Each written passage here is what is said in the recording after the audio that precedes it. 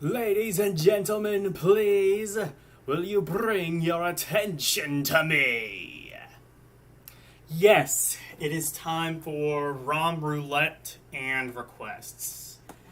And, actually, I was gonna do this to start off with, but I think I'm actually going to, quit out of RetroArch for right now, and, do it later, because then more people will be in the chat. But as of right now, we are liggity live. Oh, we already have someone. Hello. Hello, Chad. Giving a good name to Chads everywhere. A good name that Chads really need right now. I will play Axelay maybe a little bit later on, but for right now, we're just going to do the random, just the normal random ROMs. So, again, for those who do not know about the series, I now have currently 96,833 ROMs. It keeps fluctuating because I keep adding and deleting ROMs that it just doesn't really... That just don't really run well. Also, I'm hoping we don't get any MSX ones, because I might have, like, royally screwed that emulator up. And the worst part is that emulator also emulates my ColecoVision and SG-1000 games. So hopefully we don't get any of those. Now, I will say that I think there is a way in RetroArch. That's a lot of games. I mean, it could be more. I actually... actually, it is technically more, because I have Amiga, Nintendo DS, not like a full collection, just like some ROMs that I like, and all the ZX Spectrum games. So that could probably add another 10,000 to the list. The reason I don't have them in this folder is because I haven't quite worked out how to get them running anyway. But yeah, so as I said, I have a whole bunch of those ROMs spanning a bunch of different systems. And essentially, I am going to be playing those in a random order. And I will also take requests, because as you can see, it is ROM, Roulette, and requests. I probably didn't need to explain all of this, but whatever.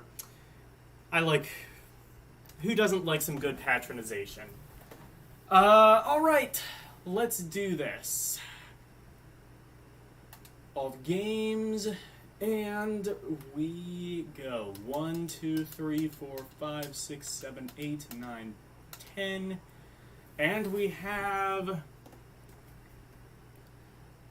Mechanized Attack for NES. I've never heard of this one.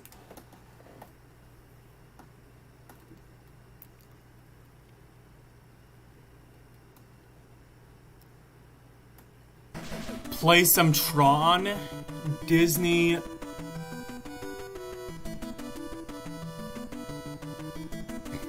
had a 40th oh, it did! Yeah, 1982. I will play that after this game. Tron Deadly Discs, I assume, is what you mean. So let's see what this is. It's licensed by Nintendo of America, so it was released here.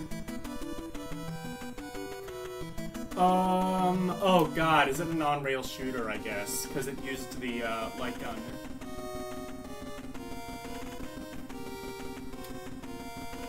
I will admit I'm not quite looking forward to playing Tron, because, I actually don't really know how to play it.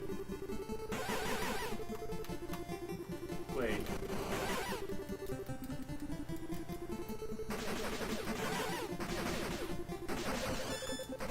Where's my...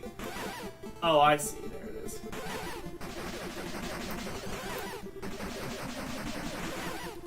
And I'm realizing I didn't get my keyboard, so if we do have a PC game of some kind, I'll need to quick run and get that.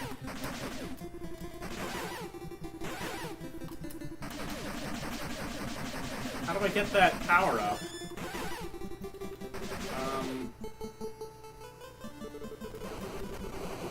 Oh, there we go.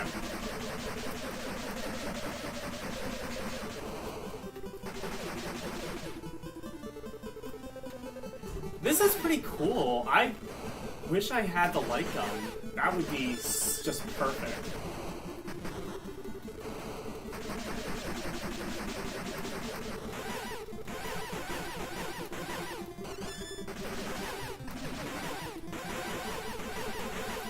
But yeah, I was kind of in a rush to get this started because out of nowhere, my sister, her wife, and the nephews came. They came over to the place and they were playing. I had dinner, and then after dinner, I quick rushed in. Had to set everything up, and here we are. So, normally I would be a little bit more prepared. Although,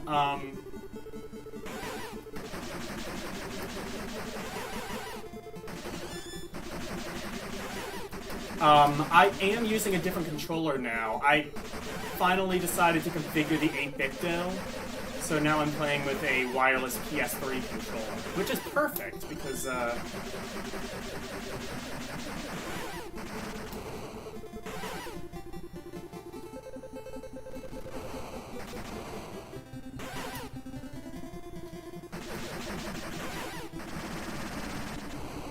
oh, there's auto fire. I didn't even realize that.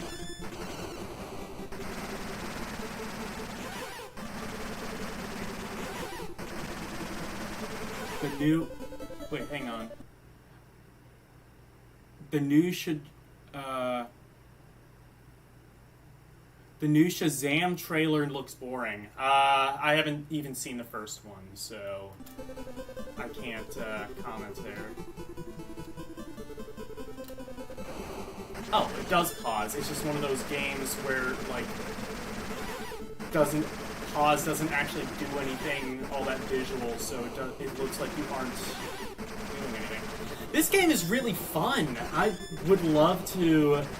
This would be, like, a good one if I had, like, an NES and the physical cart and, like, a TV. This would be fun to play. Actually, this might be, like, one of the best-looking light gun games.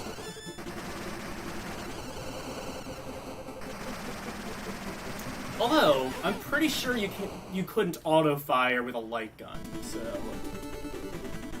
Yeah. That's pretty cool. Alright, so you said you wanted Tron. Let's see. So do you want, like, any specific port, or just the arcade version? Actually, what did the arcade version use to control? I'm wondering if I'd even be able to emulate that. Because it was released on, like, the, Intellivision... It was released on the 2600, and I'm pretty sure it started in arcade. Wait, there's games that begin with a $sign? Now I'm curious. What games begin with a $sign?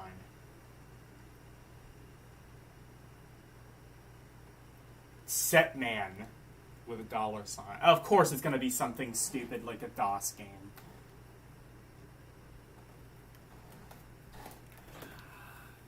I never played the Tron games. I just watched the movies. I haven't even done that, honestly. I have no excuse now, because they're all on Disney+. Wonder if they're gonna do... No, I was gonna say, I wonder if they're gonna do a new one, but honestly, the fact that they did this one... Like, the fact that they did a second one for such a cult movie... I mean, like, that was one of those movies that basically sold nothing in the theaters, but it was really big on VHS. So Tron. Actually, there's games just called Tron. This isn't... Now, Tron and Tron Deadly Discs aren't the same thing, are they? I don't know. I'll wait a couple of seconds for him to respond, and if he doesn't, then...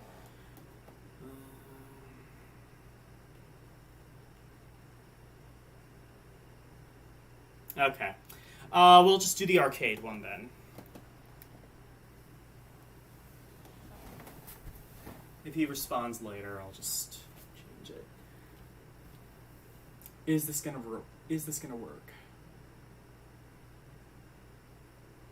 No! No, Paul.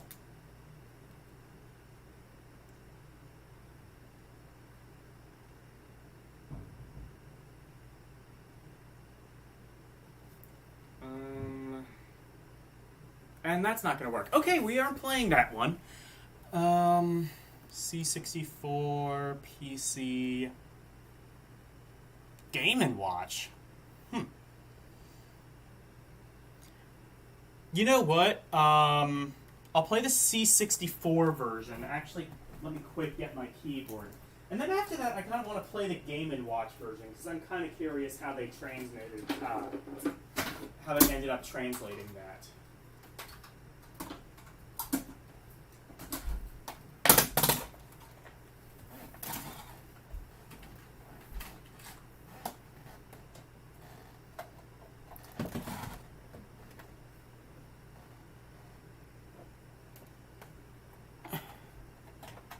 I've just never watched someone play Tron. Okay.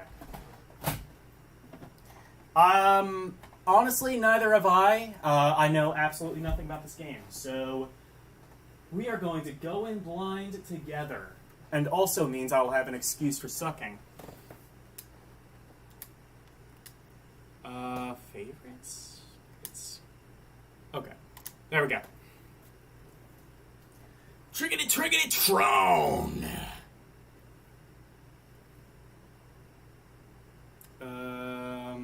Load, and it's a tape game. Alright. Found Tron. And in a minute, we will use the magical powers of fast forward to go through all of this nonsense. Oh! Or just, like, get to a crack throw.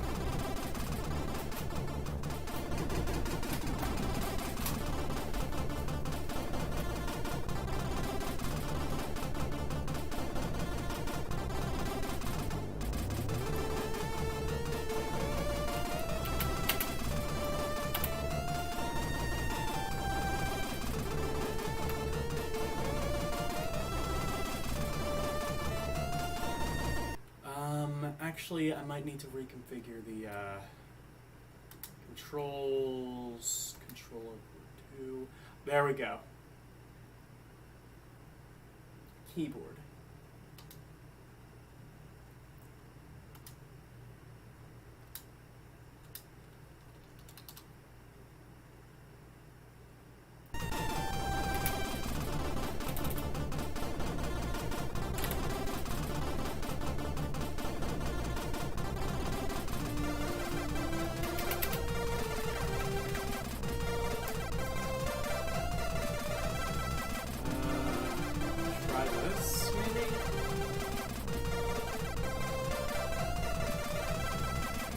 How are the sound levels, by the way? They're usually... I am monitoring it with headphones now, so you won't get the awful bleed through, but I did have to mute my mic because they are Bluetooth headphones, so there's going to be some bleed through. Otherwise, it's going to be really weird.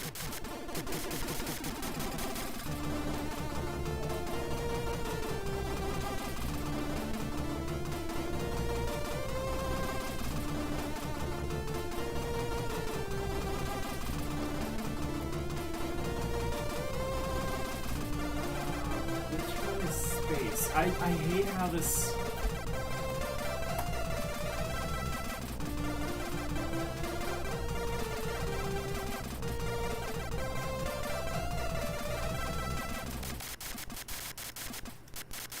Unless maybe it just doesn't work.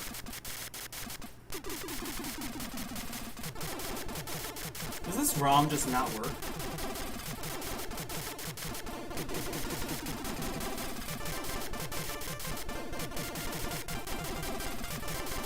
Yeah, it might not. Okay, we're gonna try something different then.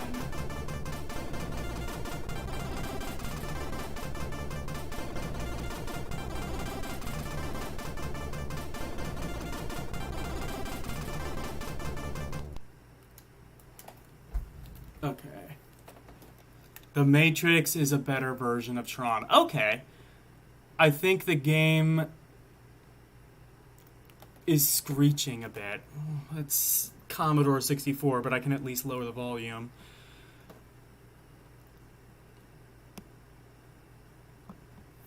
Yeah,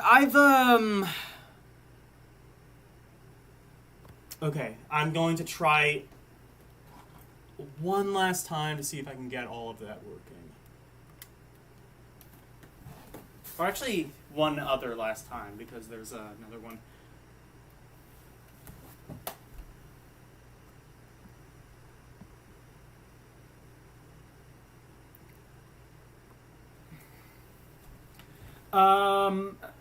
But yeah, I mean, I've seen the first Matrix movie.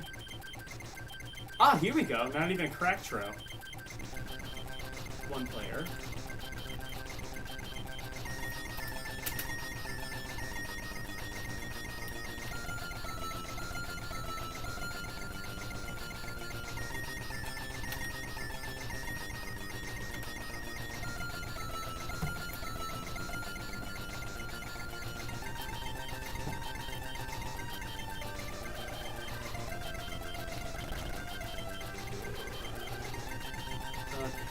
So, let's just do this then.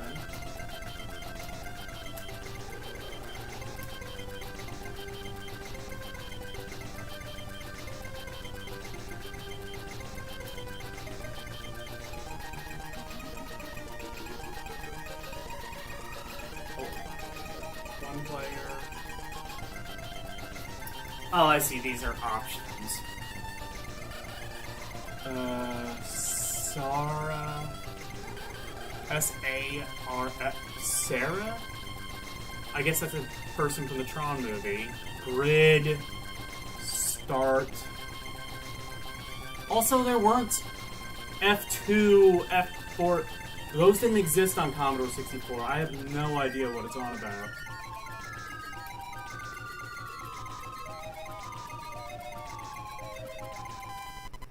There we go.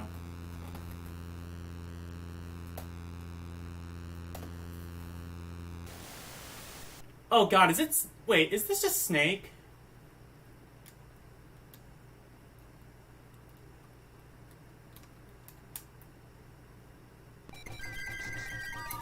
Brilliant.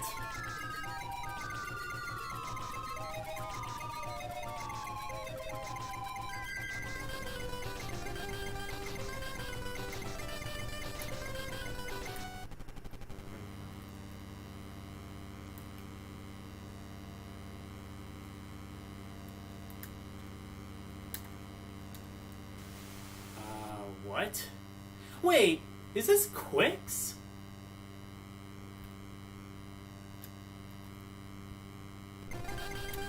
What is this? How does this work?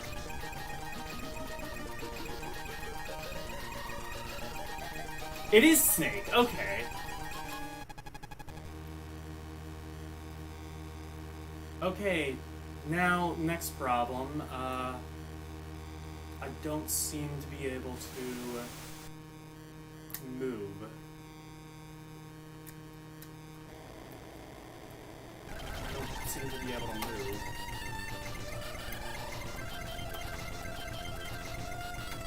Oh wait, the keyboard does work. Never mind. Oh, okay, never mind. I just reset. Crap, okay. I'm gonna try that one more time, because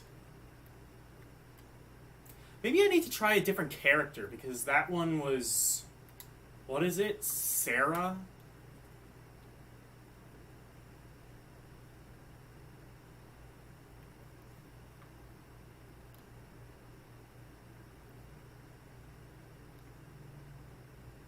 Or was Snake... You know what? Was Snake even a game at this point? Because I'm pretty sure... like...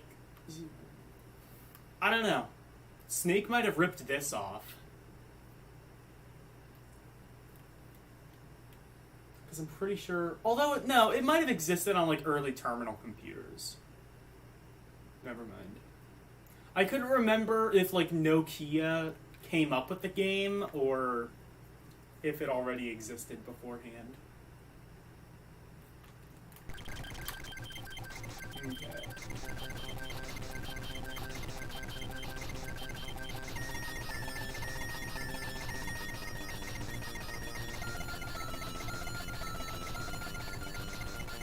Oh, I see.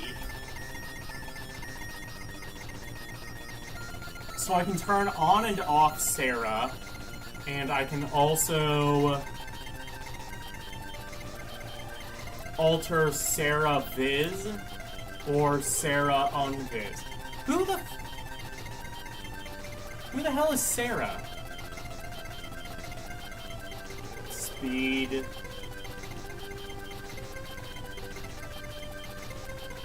Let's put speed at 1 for right now.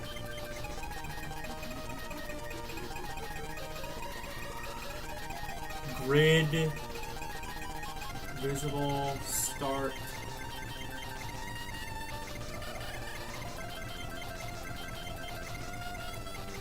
Okay.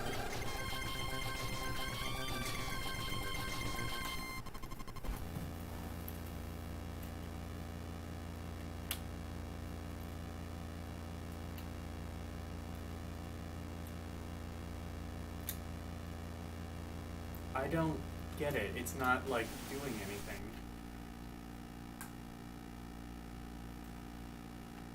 Do I have to use the keyboard?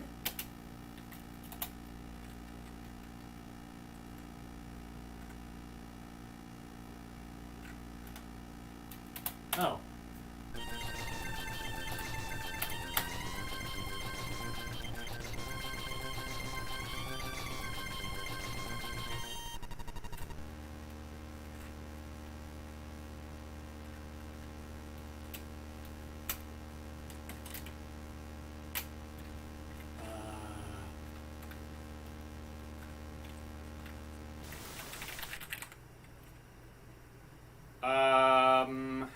Okay, I don't understand this at all. I'm pushing the buttons and it's not doing anything.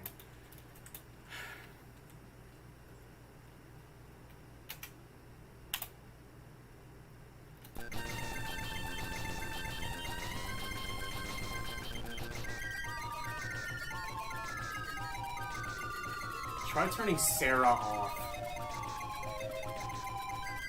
I definitely have experience in that department. Oh, what the... What it... Oh, well, so now it works, I think. I think I did something. What's going on? I have absolutely no idea. I'm attempting to play Tron on the Commodore 64.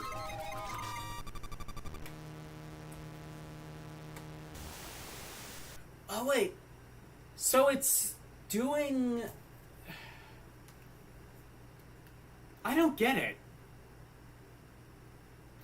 Well, Dyer's here, so after this, we will play... After this, we will play Axelay.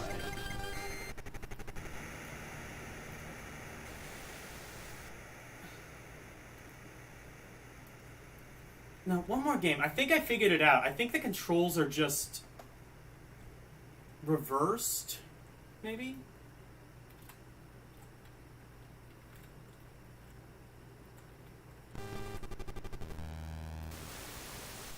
Oh, or not. What is this?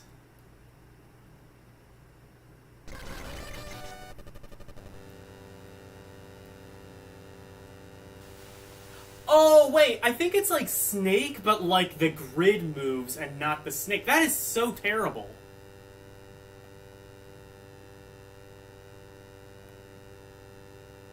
This game is dead, just like the franchise.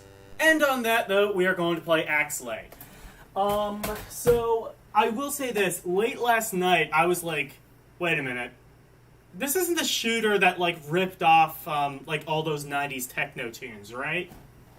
Because I remember there was, like, a Super Nintendo game that did that. Like, there was, like... So there was, like, a Super Nintendo game, like an early Super Nintendo game, and the only thing I remember about it is that it was like this really fast-paced, honestly not very memorable shooter, apart from the fact that it ripped off a whole bunch of like totally legit, like 90s techno music. Like it had like the, y'all ready for this?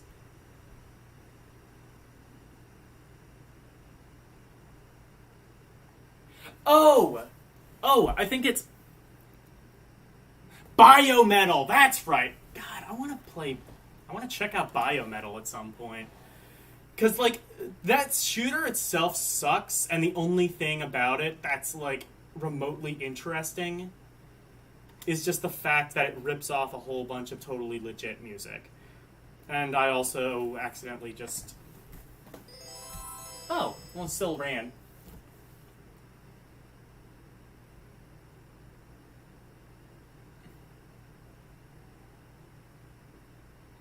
Is too unlimited.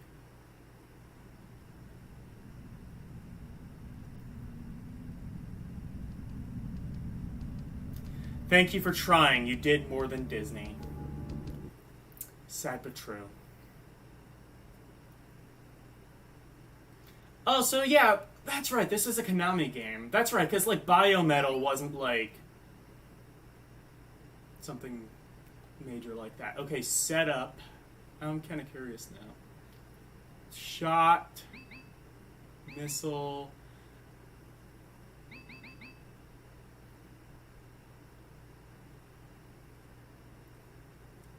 Trigger speed? All the way. Why wouldn't I want that? Level, easy. Because I want to at least get, like, somewhere in this game. Like, this is the game I featured in the title. They actually licensed the music from 2 Unlimited for the US. Oh, it is oh, that's actually licensed. Really? So I think they spent like... You can adjust the brightness. I've never seen a Super Nintendo game give you that option. Kind of glad it does, because that's probably going to make it more visible to me.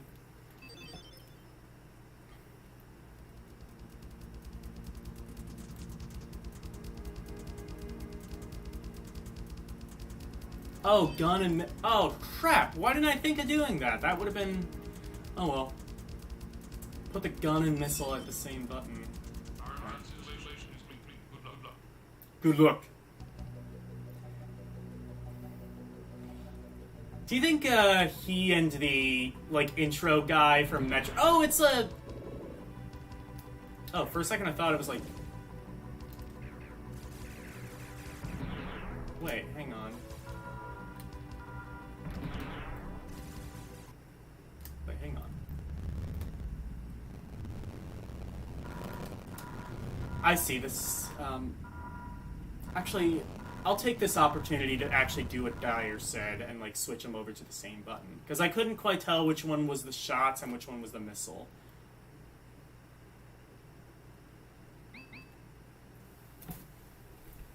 Okay, so...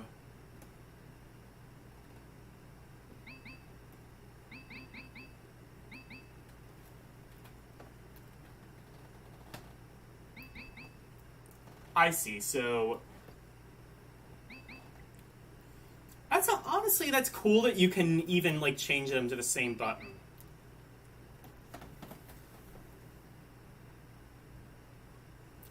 Oh, okay. Quick tips, okay.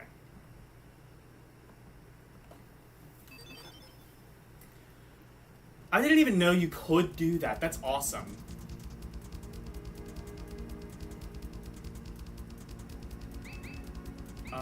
Okay, so... Oh, so it looks like you can, like, pick your own stage, I think? That's pretty cool. Let's do that one, I guess.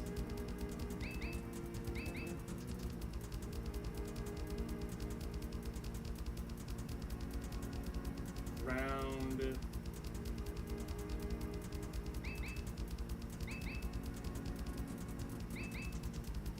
I don't know what that does. Whatever.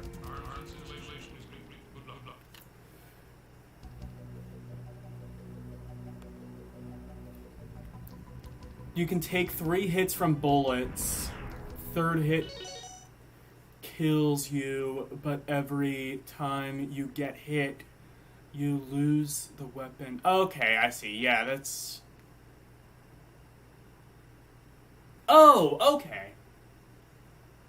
Hang on, then. So I can pick the weapons. So it's supposed to kind of be like Parodius or Gradius or something.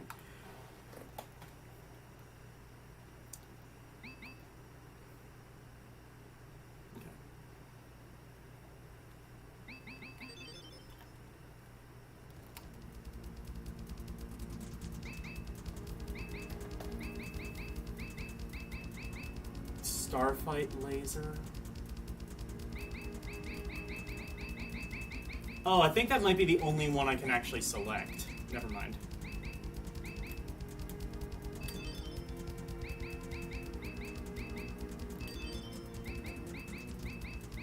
Okay. So you only have... I assume you unlock the rest later.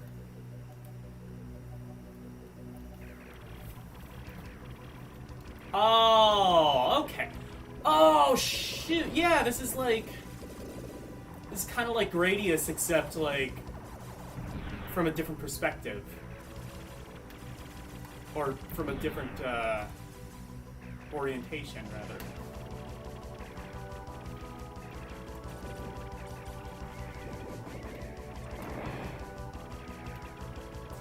You know what? This is actually... No, I was kind of thinking, like, Afterburner earlier on. But it kind of does have, like, that 3D-ish... Like, it looks like it's, like, kind of somewhat at an angle. I can't quite tell if I'm wrong on that, but, like...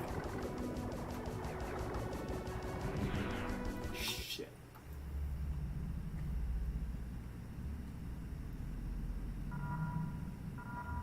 I see. They kill you instantly.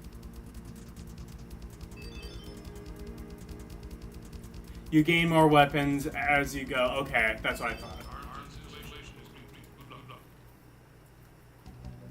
I wonder if he and the, like, intro guy from Super Metroid are best buds. I gotta wonder, like, who is that one guy who has, like, one dialogue line in Super Metroid? He's just, like, he was probably just, like, some office intern or something. Like, look, we want, like, look, we're trying to sell this system, and we're trying to, like, show that it's more powerful than the Genesis, so we need a clear voice sample. Steve, from accounting, can you just, like, say one line? Just so we can kind of flex a bit? Please and thank you.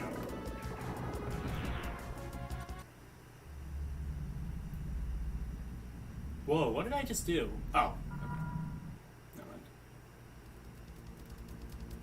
Learn to use the round laser. It'll save you a lot. That is the round laser, right?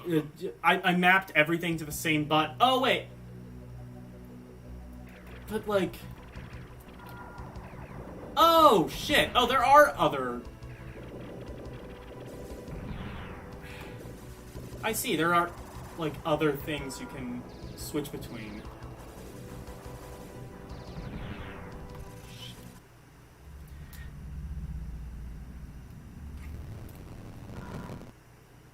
Do you get... Oh, no, you don't have unlimited credits. Now I want to see, like, what the weapons are. Because it gives you, like, a couple right off the bat. That might be it. That one looks pretty... Oh, no, wait, no. I don't... No, that one's, like, kind of too slow, so I don't think I want that. That one's kind of cool. But again, sort of like...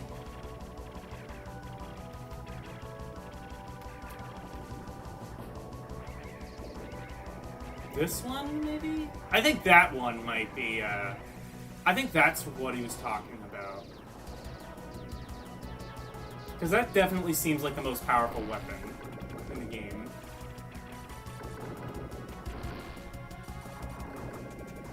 This definitely adds a lot more dynamic to, like, the classic, like, like side-scrolling shooter. Right, those steps that surround you, you can take them out with a round laser. It's the icon in the middle. Okay.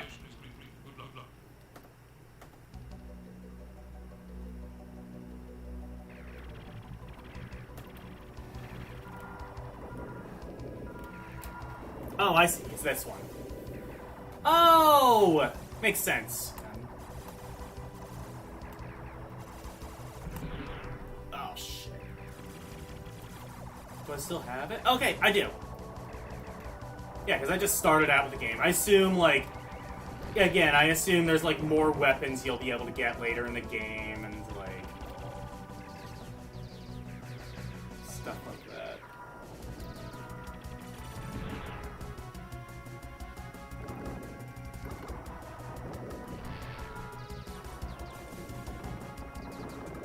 Oh, did I ever play it? I don't know. No, this is...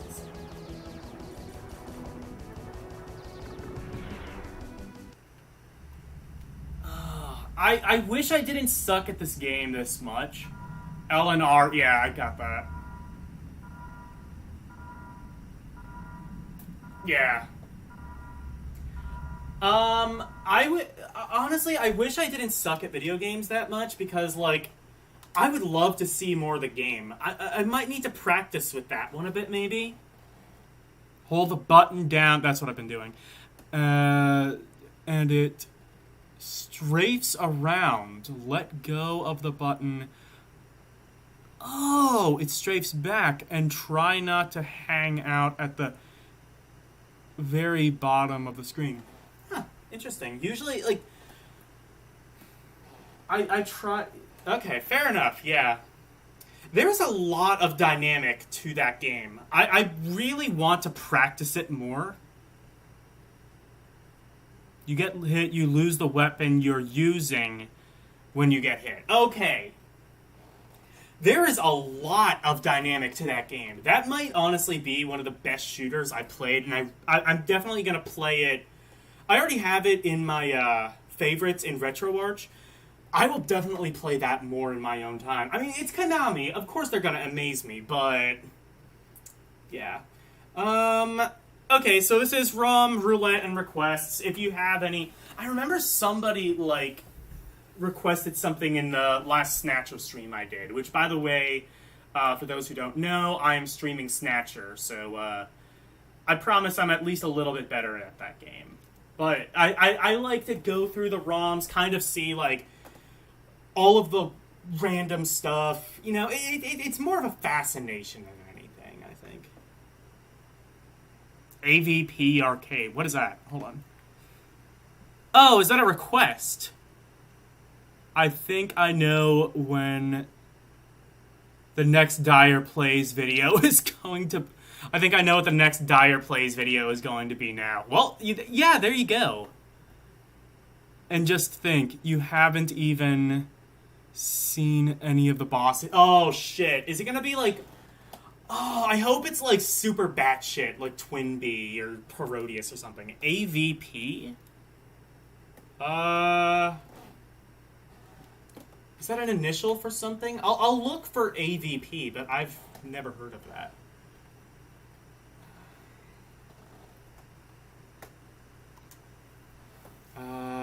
Advanced something?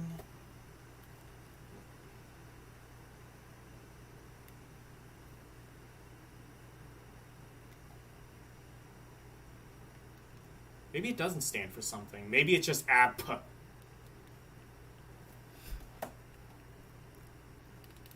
That's a good one. Oh, Alien versus Predator. I see.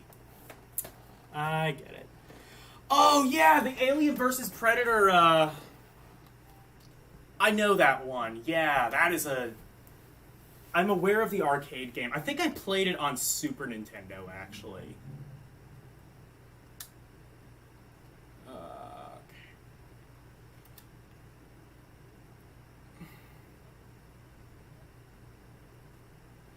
I wish there was like a way to like page up and down, but unfortunately there isn't. There is in the PC version of Emulation Station.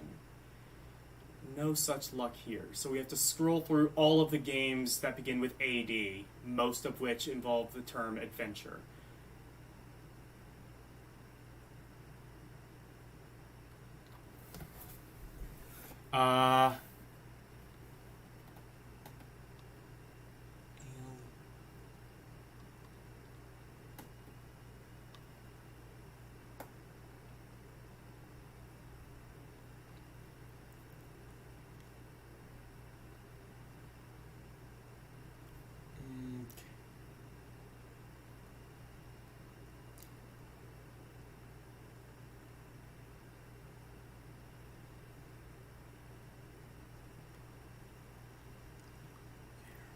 Okay, I think I found it.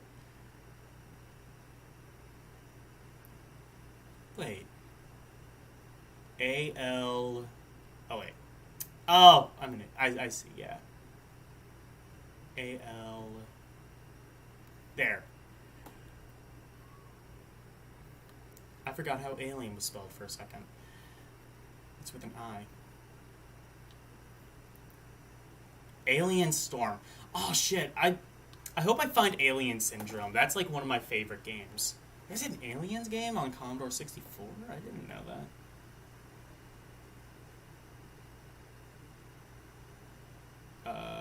Actually, no, it's going to be past S, so...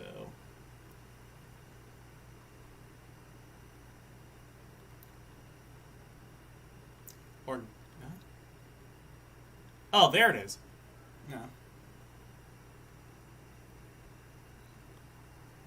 There we go. Alien versus Predator on MAME. Sorry. The SNES wishes it was half as good as the... Yeah. Well, it works. The arcade version from Capcom is a beat 'em up. Yeah, I think I remember that.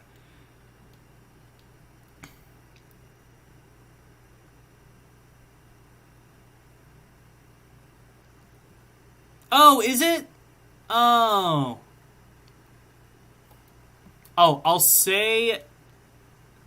I have to, like, kind of catch up with chat a bit. I'll say that the bosses aren't necessarily wacky, like Parodius, but they're very impressive. Okay, I'll take your word for that. Yeah, but there's a lot of dynamic in that game.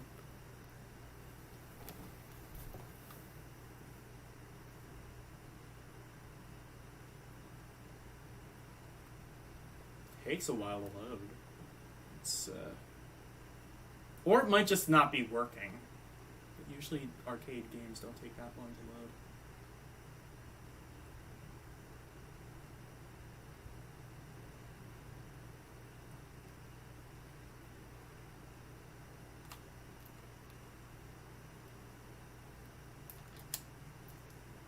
I'm gonna try that because I'm gonna try a different one because I think that might be a bad dump.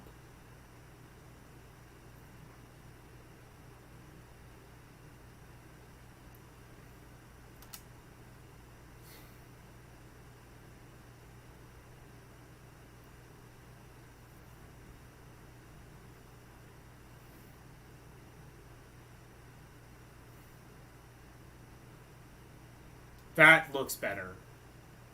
That definitely looks better.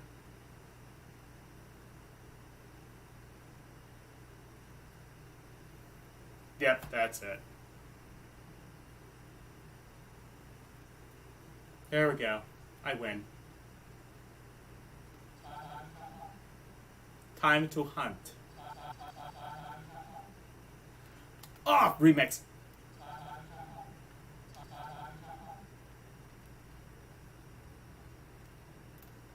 Oh, you can only put so many credits in. Damn it.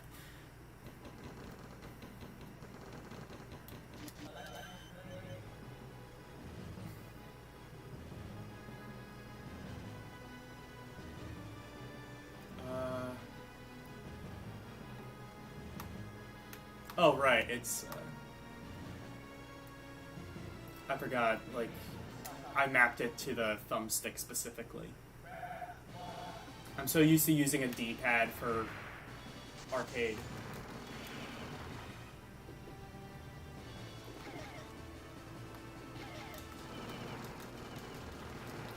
Oh, you get to use a gun! So it's like, it's like Alien Storm on, Genesis.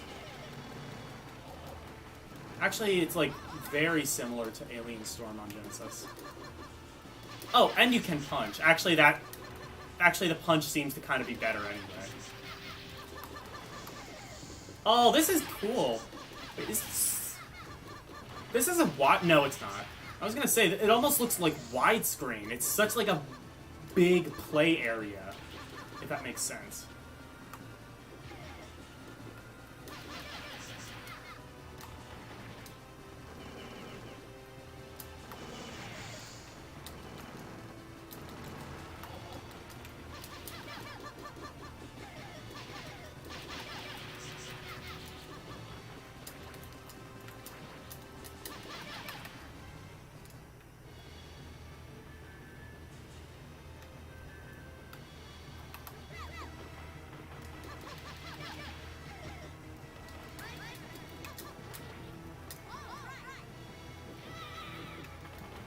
Oh shit, it's a ball.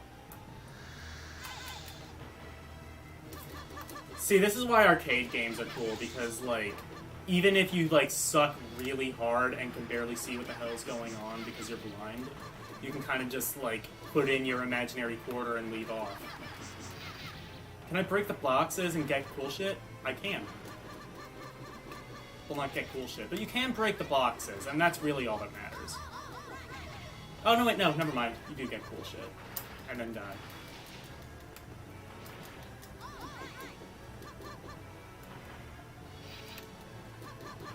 You know what, now that I have thumbsticks, I should try, Arcade Smash TV. That might actually be better now. I usually play Smash TV on Super Nintendo, which does a good job, because, like, the buttons are oriented well enough.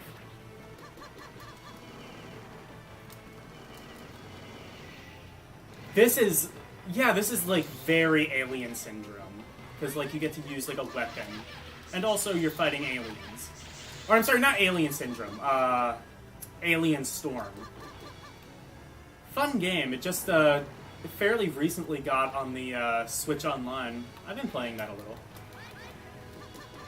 They just released, like, some Nintendo and Super Nintendo games. There was, like, a Data East called Fighting History, and then there was a Kirby game, a Kirby puzzle game I didn't even know existed, but it's just Puyo Puyo.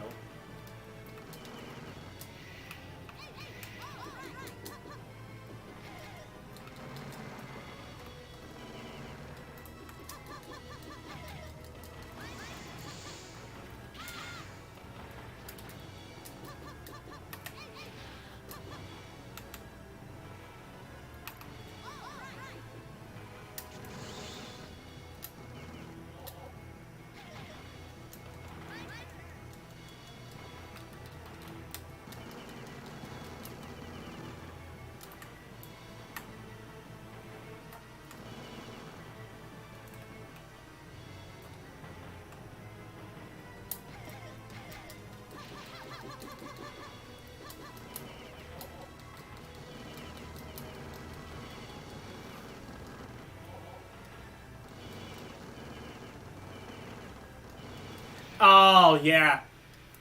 I mean, if nothing else, it at least, like, paved the way for the Lynx version. Or, Lynx and the Jaguar version, which were really ambitious games. Honestly, I'm, like, really sad that, This is what the Alien 3 movie should have been. Damn right. It's a shame that the Atari Jaguar Alien vs. Predator game was never ported to anything else, as far as I know. Because that was actually, like, pretty ambitious. It was like a first-person stealth game where you got to play, like, different roles.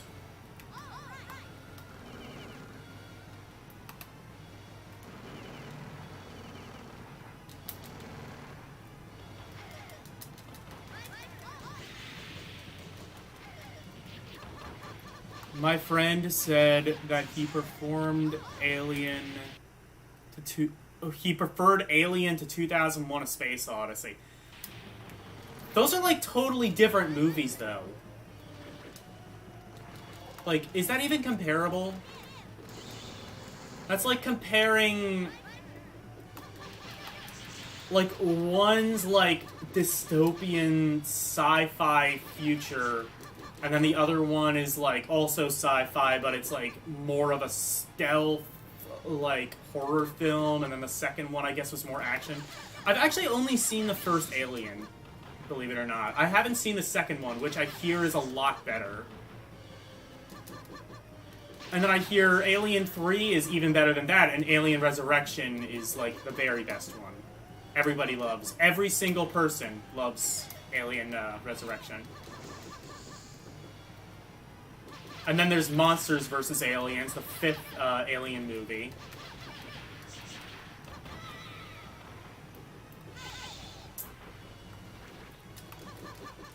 There's also the bootleg game, the bootleg movie, rather, Illegal Alien.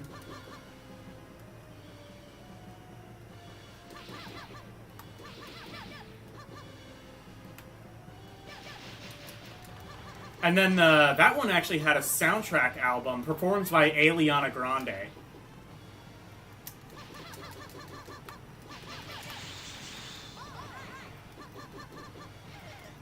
Where have I been getting my information from? From Slippery Larry. You know, I haven't seen much from him. I wonder what he's doing. Oh god, these weapons kick ass.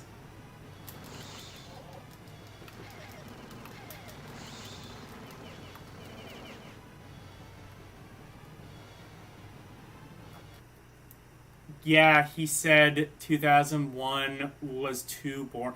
I can see that. Honestly, it took me a little while to really get Space Odyssey. And even then, I still feel like that movie would have been better maybe under the influence. Let me actually just pause this real quick and, like... yeah, make sure I wasn't missing anything. Yeah, 2001 is very cerebral movie with an acid trip at the end. Alien is yeah they aren't even the same movie. Those you shouldn't even compare Alien to 2001: A Space Odyssey. That's like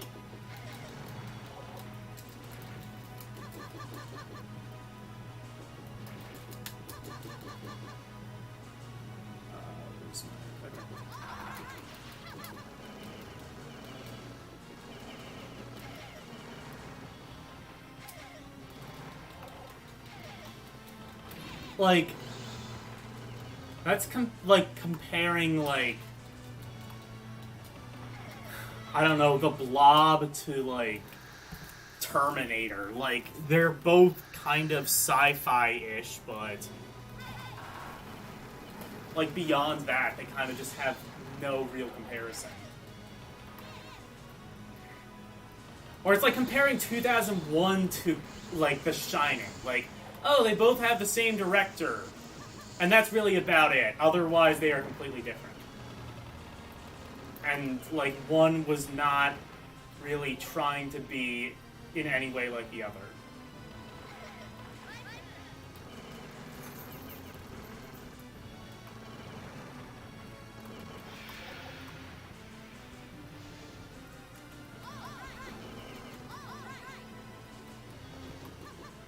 have to like also check this game out with other characters too, like see if they play differently.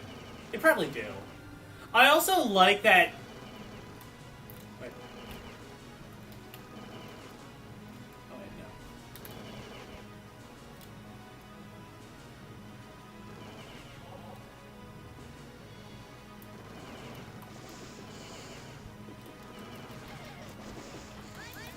I like how you can kind of like shoot in like any direction as well. I love the whole. Hold on.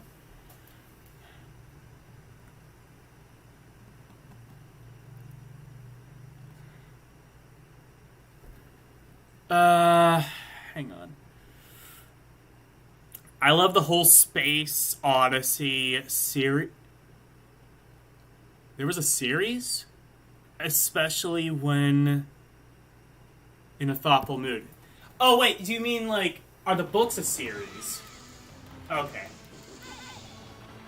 I was gonna say, there weren't other Space Odyssey movies, right? They wouldn't try to, like...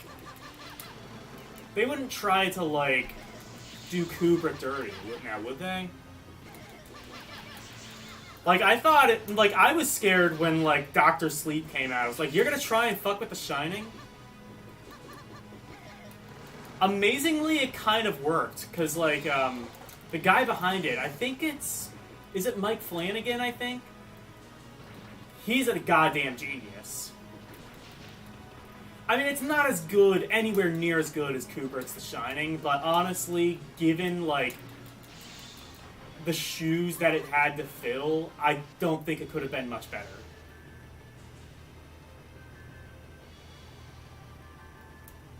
There were two films as well. Why would they do another 2001: A Space Odyssey without Kubrick? Because I know Kubrick only did the one.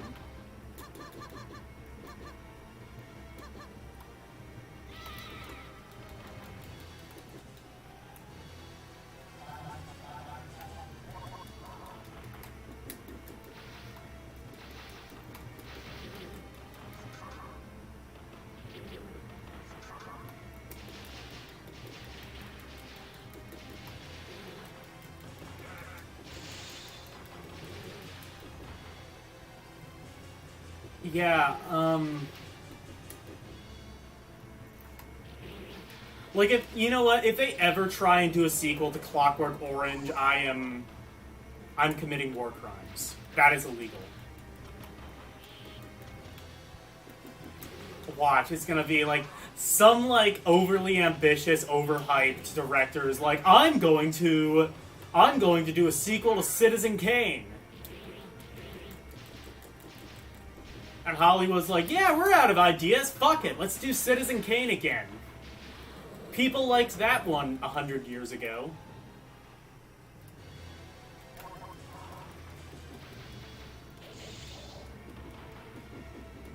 King didn't like the Cooper. I know. Because, like, they killed Halloran and he didn't like that.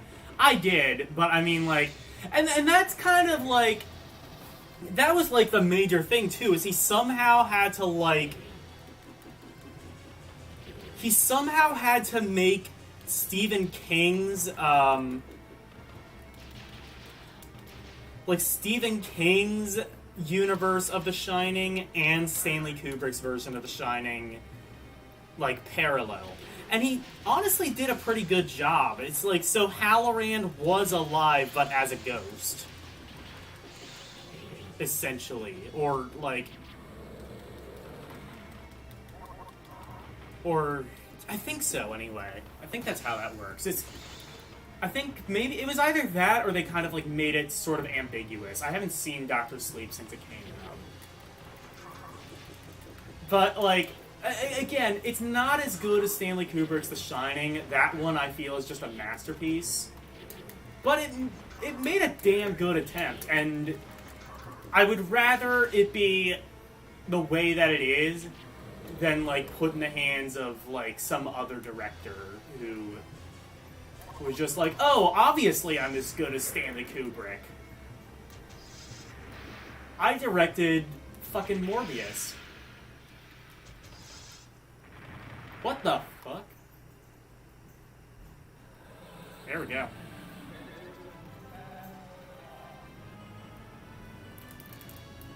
They did try that with Psycho. Yeah, that's true. Well, that was like...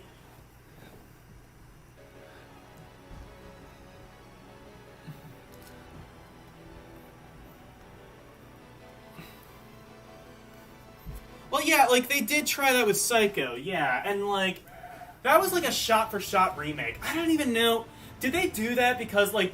Didn't they do that just because, like, they didn't have the rights to the original Psycho anymore, so they had to do it again? I've actually never seen the remake of Psycho. My understanding is that it's literally a shot-for-shot remake, nothing new. Holy shit, what are you doing?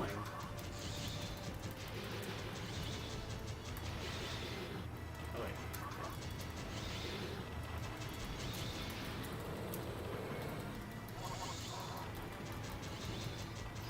wait, is this... This isn't like an on-rails shooting game. What am I controlling?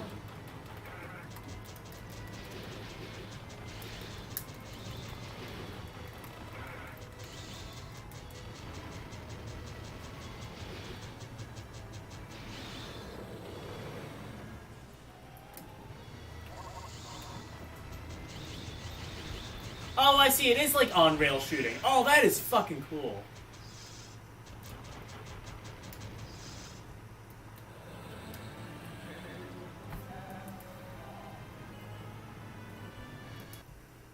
Pretty much just not as good, and in color. The black and white of the original helped with the atmosphere. It did. It did. That was like a trend for a while. And there were like people who were pissed. It was like colorization.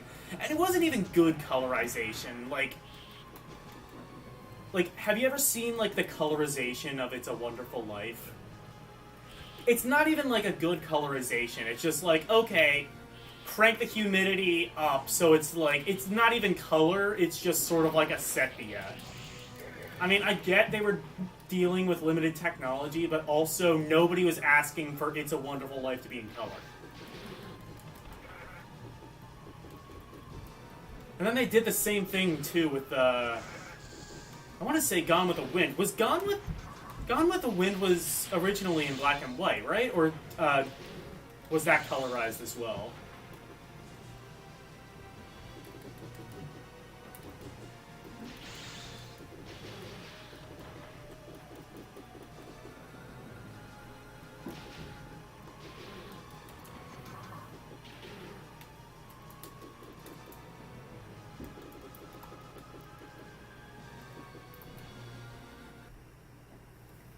Hold on.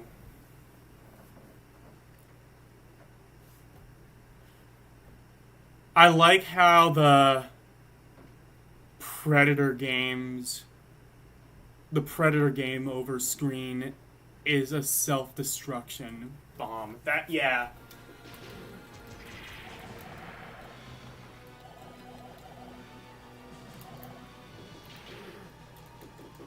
So I don't have a gun anymore. Oh, no, wait, no, I do have a gun. It's just like a flamethrower now. It's kind of not as good, though.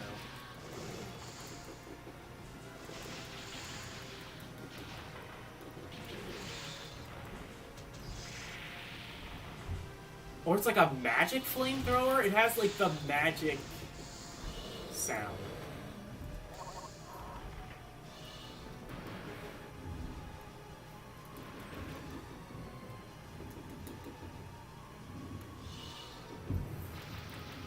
It's cool that, like, people are requesting stuff now. Like, the past two have mostly been random ROMs, which I'm totally happy with, because you get to find, like, sometimes you just find, like, random demos and shit, and it's like, oh, that's fascinating. Just something that, like, somebody did, like, ported it to SNES 9X. It's like, yeah, that's good enough. Watch me do, like, this random Mode 7 effect. But, like, you know, it's nice that you guys are requesting games. Thank you. Especially because, like, the two games that I've played have both been just 10 out of 10.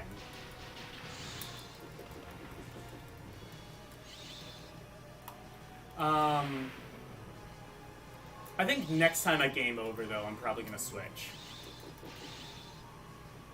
Because we do have 96,000 ROMs to go. Oh, didn't you know? I forgot to mention, I'm actually going to be like playing all of those games in one sitting. And if the randomizer picks a game we already played, we're going to have to play it again. So grab your popcorn, ladies and germs. Hope you stay around for the whole thing. I have over 96,000 ROMs. Oh, and like I said, like another 10,000 in another subfolder.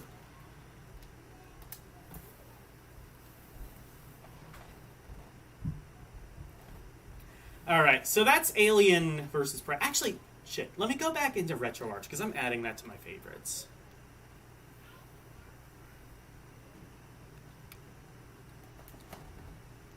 Have you played the Robocop versus Terminator on Gen...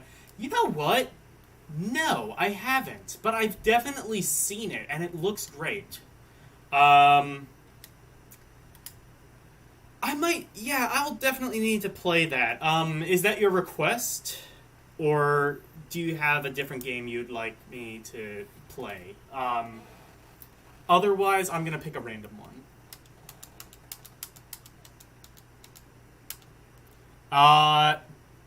Duck Shoot for C6. Oh god, this is gonna be jank. Alright.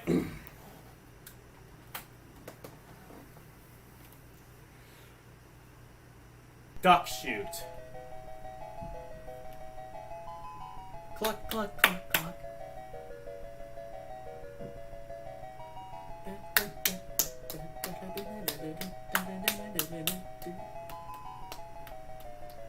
I don't wanna be a chicken, I don't wanna be a duck, duck. That is the... Why doesn't every video game... Why... You know what? Why isn't... You know, Kojima is a genius, but why didn't Death Stranding open with the chicken dance?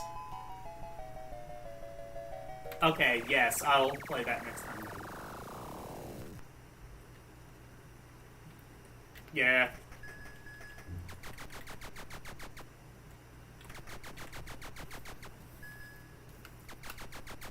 Yeah, fair enough. It's just like crappy,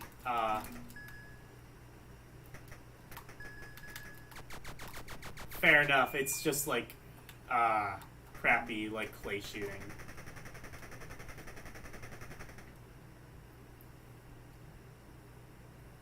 Game over? How did I die?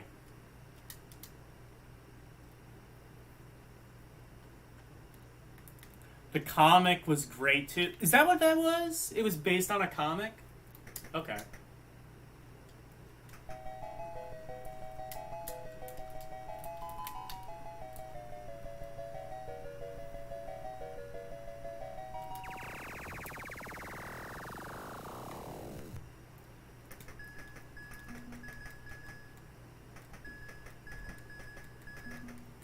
Oh, I think like if they like reach the screen.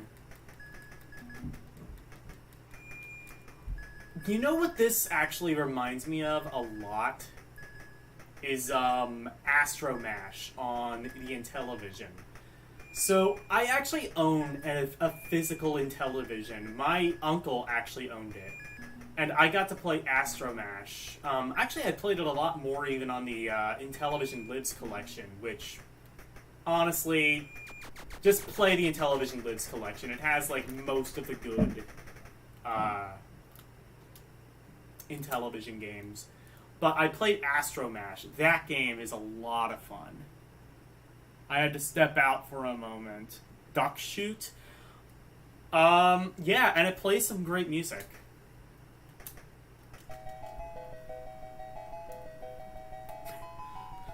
Cluck, cluck, cluck, I don't wanna be a chicken, I don't wanna be a duck, do myself, duck, cluck, cluck, cluck.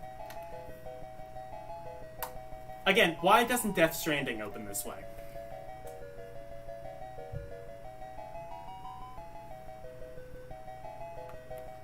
This is a bold-faced Carnival. Was there a game called Carnival? I know. like I said, I think it reminds me a lot of Astro Mash, except Astro Mash let you have an auto fire option. This doesn't.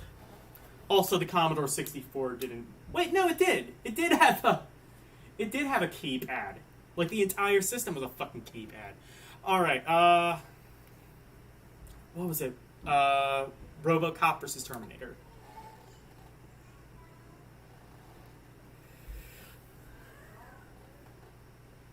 In the comic, the company that made Robocop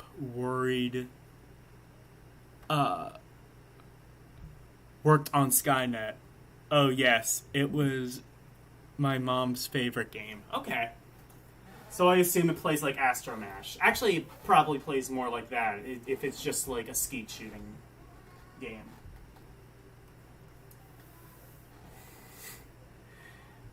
I'll tell you, so obviously I'm a lot younger than both of you guys, probably.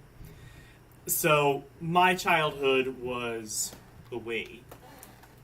No, it's under Robocop. Robert Cop. But anyway, I had Carnival games. And the thing that I remember, and like basically the only thing that I remember, is me and my friend were playing it, and we had like some game, and there was like this asshole carny. And like every time you missed, it was like, if you throw a little harder, you might actually make it up the ramp this time. And me and my friend thought that was absolutely hilarious.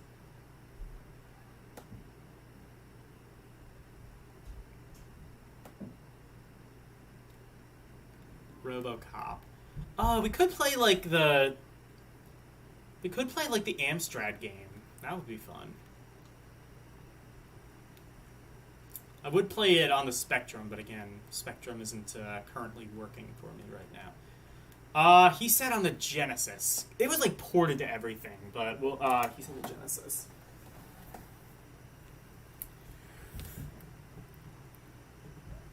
Your childhood was the Wii? Yes, I did.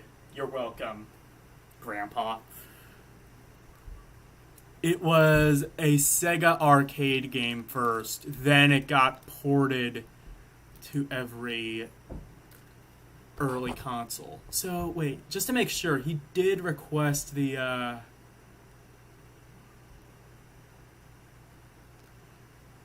Let me scroll up just to make absolutely sure he did request the Genesis version, right?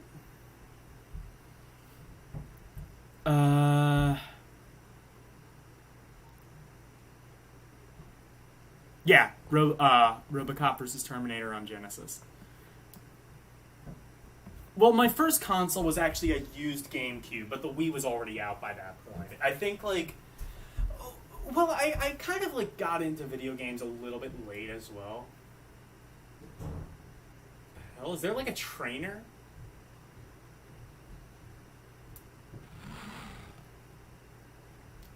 Huh. Okay. But...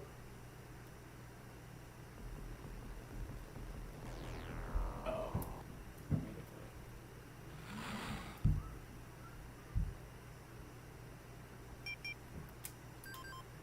Okay, there we go. Yeah, but, like, I got into gaming a little bit late as well.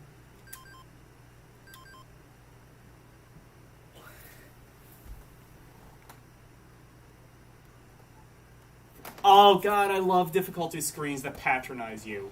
Wimpy, normal, or killer.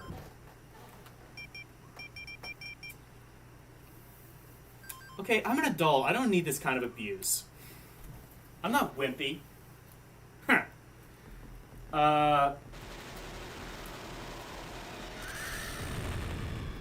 Oh god. Yeah, this game is like... Why haven't I played this? Yeah, but like, I think I got the Wii maybe when I was 10. So,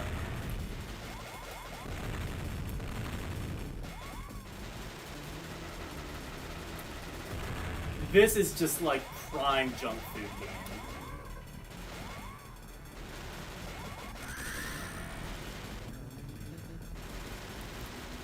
Oh my god, it like it says Terminator in like a sensual voice. Like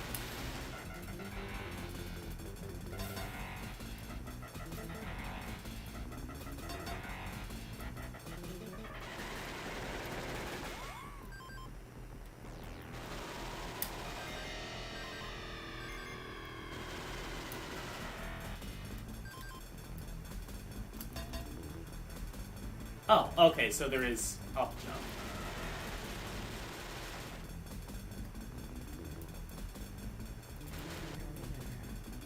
Terminator.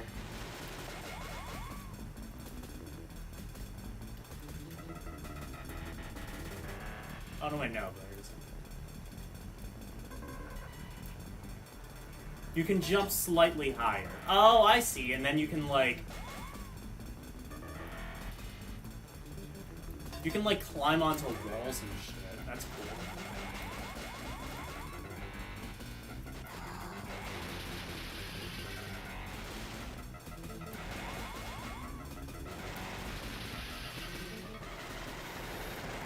Terminator.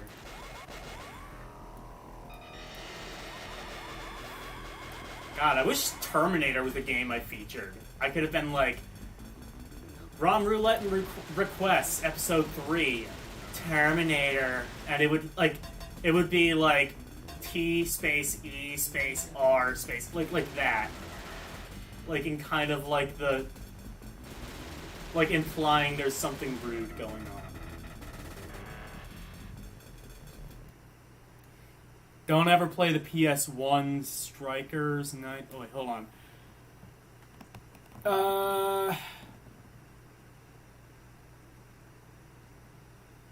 Hold on. A Sega Arcade. Wait, did you, that's not inaccurate. I am a grandfather 4 times now.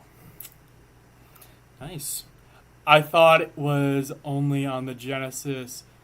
No, it's on everything. There's even an NES version, I think. Actually, no, that might just be a prototype, but... Yeah. There is a prototype Robocop versus Terminator on NES. On Super Nintendo, I think. I think it's on Game Boy. Like you said, arcade. There might have been an Amiga port. In fact, I can, like, look. Also, apparently, the reset button, or the start button resets for some strange reason.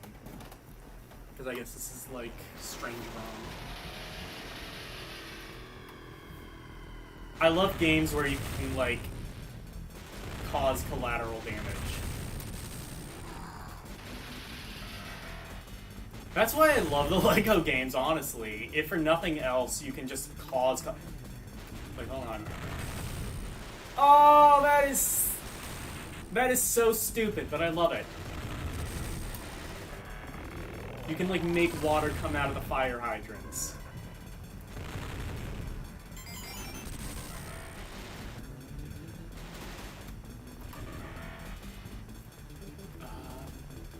I should be able to, like, get to that somehow.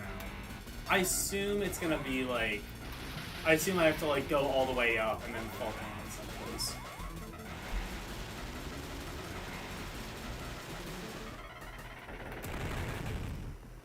Wait.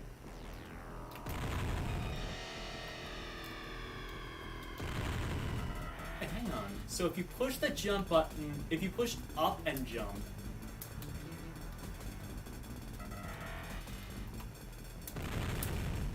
I don't know what that did, but I like it.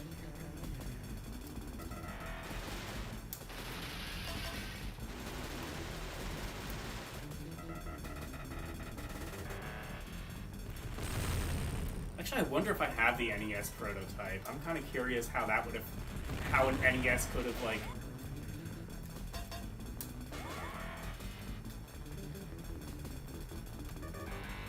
Would have, like, handled a game like this. Because, like, it would have had to have been, like...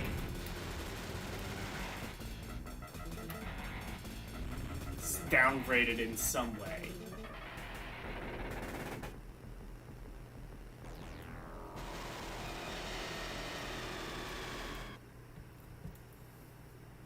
Don't ever play the PS1 Striker 1945. Not only is there a child difficulty, but one below that too is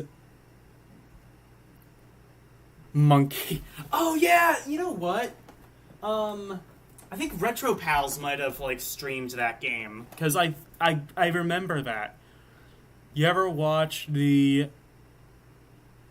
how it should have been how it should have ended Terminator? And you know what?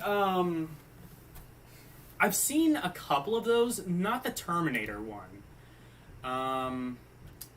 Yeah, I'm gonna add that to my favorites, but not this version. Probably, actually, just later. I'll just like go over to the arcade. But yeah, there's Robocop versus Terminator. There is the NES version. I'm actually gonna play that for a little bit. And then there's SNES, Genesis. There's, yeah. There's the, there's the MAME.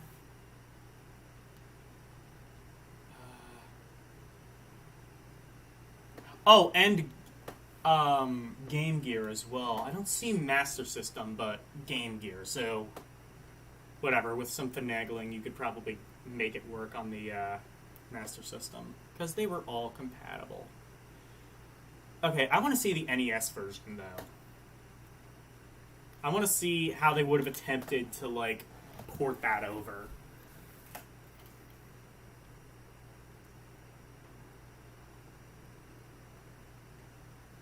Oh, it was a PAL release. Okay.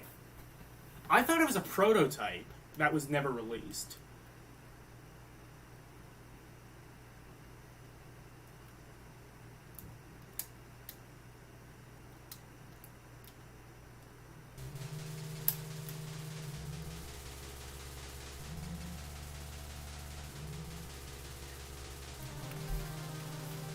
It almost started out like the Terminator theme.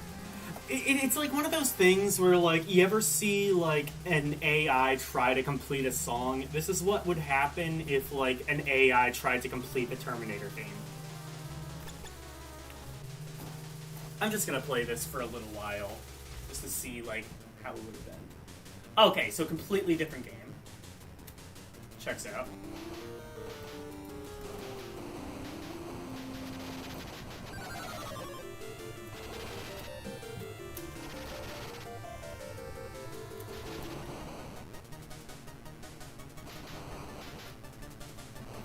Is this a Jaleco game? Which, by the way, I've heard, like, conflicting ways of, like, how to pronounce it, whether it's Jaleco or Jaleco. I'm going... Well, see, because here's the thing. It is the Japanese leisure company, so that would make sense if it was Jaleco. But also... like, there are definitely games where it specifically says Jaleco.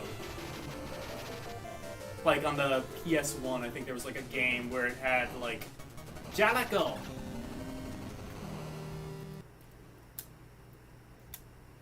But, yeah. So, it's interesting. The US version was probably in prototype form, but was canceled for some reason. Why would they release it in the UK, of all places, where nobody had an NES? Because, like, the NES, for those who didn't know, did not sell in the UK. Basically, they, like, royally screwed up the marketing. Actually, it was distributed by Mattel. And they, like, really messed up the marketing of the NES. Like, really kind of, like, short-supplied it. Which, like, granted, Nintendo probably would have done as well. But also, like Nintendo, like people didn't care about Nintendo as much as they do now. So like now whenever Nintendo's has supply chain issues, it's like, ooh, how elusive. But like back in the 80s, it was like, oh, this company I've never heard of, I can't get their system. That sucks. Wasn't as popular as the Master System over there, but it had its share of exclusives. Yeah, like there was the honestly, I can't even figure out how to emulate this game. Actually, I should try that ROM romance thing that Chad recommended in the last stream, which, by the way, I did, and it's fantastic.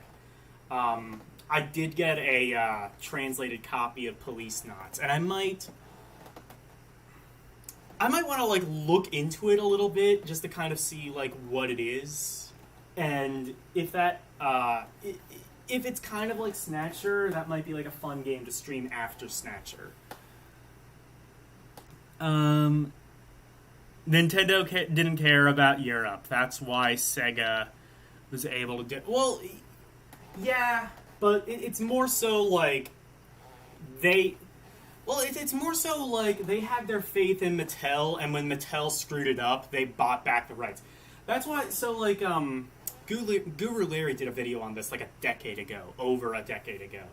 So there's actually 2 different versions of the NES, and I don't know if this is actually true or not, but supposedly one is not necessarily compatible with the other.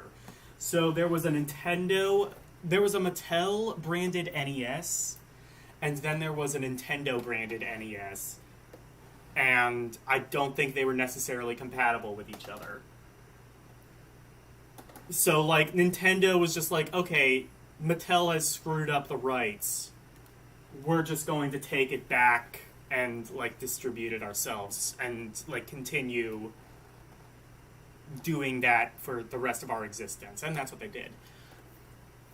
Although Brazil is a very interesting story. Lady Decade has done a lot of stuff on, like, how Brazil has worked. Like, the NES came out and it looked like an Atari 7800. I think, actually, that's an interesting rabbit hole to go down. Like, different distribution methods of game consoles, especially retro game consoles all over the world. Like, I think India actually had both the NES and the Famicom. Like, there was a company, like, there was, like, one company that distributed the NES with, like, a 72-pin. So, like, you know, North American games would work. And then there was another company who distributed the Famicom so that Japanese games would work. It's a really weird thing. And then, like, obviously Russia, they didn't have, like, any, like, official thing, so they had the Dendy.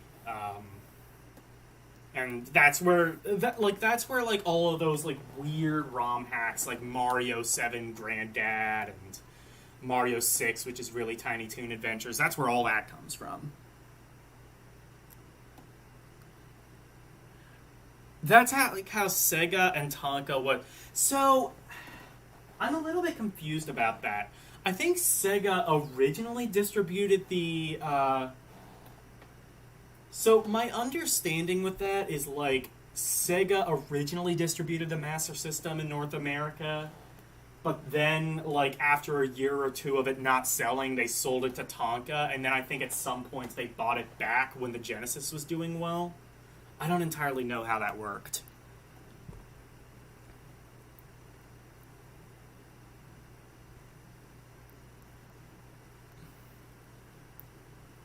If you want to see an interesting PAL exclusive NES game, though, look up... Yeah, I was just saying Noah's Ark. I've never been able to find, like, anything that can properly emulate that. I'm gonna have to see if, like, what was it called? The Phantom console in Brazil. Was that their version of the NES? Because it was like an NES like the cartridges were like I think Famicom cartridges, but it had the shell of an Atari 7800. It's strange though. And then obviously, I think maybe more people know this now than they might have a little while ago, but essentially Sega dominated so much because they had like their own so like Brazil has always had like incredibly high tariffs on imports. So like a PlayStation 5, which might cost like $500 now, would cost like $1,000, $1,500, the equivalent of that in real, which is the Brazilian currency. Even though I think that's like slightly mitigated now, because I think a lot of the big companies are starting to like build, like have their own plants in Brazil, because they realize like this is a really big market. This is like, I think Brazil's like the third largest population. No, it's like one of the biggest populations outside of Asia. But like there's a huge market in Brazil that's, you know, unfortunately been kind of wasted because of government corruption. But Tectoy has distributed all the Sega stuff, and in fact, the Master System, in one way or another, still kind of exists in Brazil. I don't think Tectoy still makes the Master System or Genesis, but there are, like... I think, like, those at-game plug-and-plays are really big in Brazilian markets.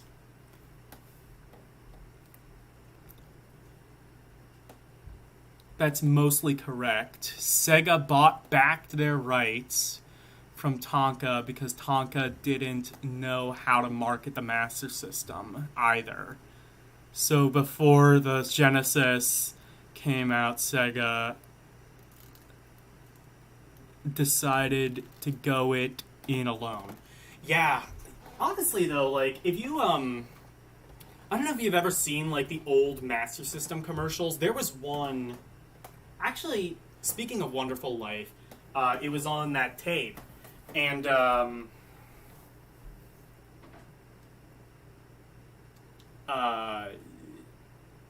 it was, and they were like advertising the 3D glasses, and it looked like the coolest thing ever. I was like, wow, if I was a kid back in the 80s, I would have loved that. And then they also didn't mention, like, oh, by the way, Nintendo has, like, this totally illegal exclusivity agreement where, like, all the good games have to come out, like, a year in advance on their hardware if you want to sign with them. And, yeah, it was illegal. Like, a couple of years later, somebody sued them over that, and that's why for, like, the Master System and the Genesis and, like, the first part of the Genesis life, there was no multiplats. Or virtually no multiplats.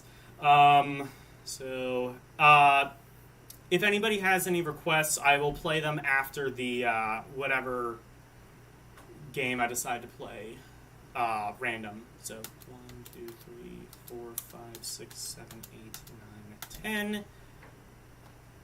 Okay, a PC game. This might not run. Actually, SF... Is this Street Fighter 2? Okay, never mind. It just,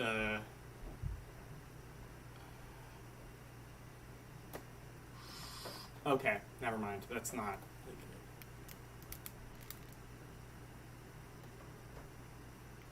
Select Disk B. Oh, extract Disk B of SF2L... Okay, so...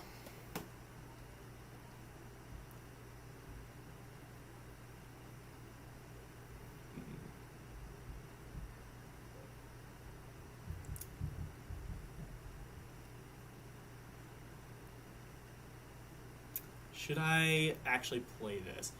No, I don't think I'm going to. I'm pretty sure it's like a port of Street Fighter 2 for DOS.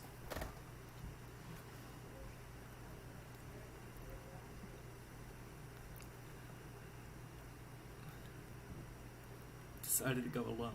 Let me see. How about Splatterhouse? Oh my god, Dyer. Kids today in your Splatterhouse. Wait. Oh god, here's all the sex games. Sex Games 2, C64. Terminator. Okay. I do have a game on here called Sexy Parodius, which is awesome. It's on the PlayStation. What was it? Splatterhouse, right?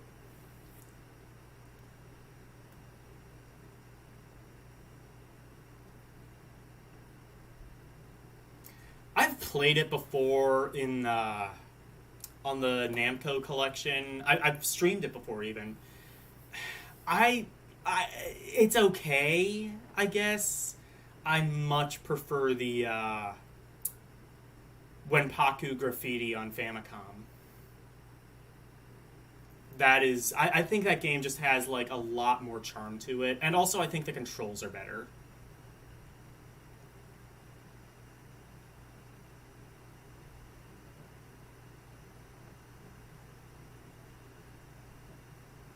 You can also play it on like PC Engine. Maybe the controls are better there.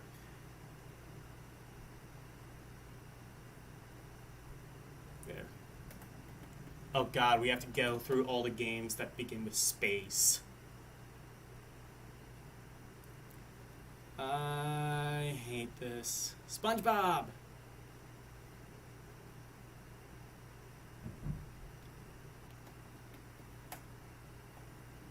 There we go.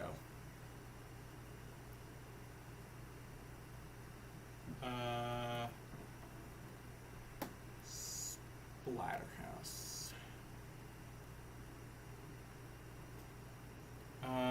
Let's play the MAME version, see if that works. Hey, any Splatterhouse is fine by me.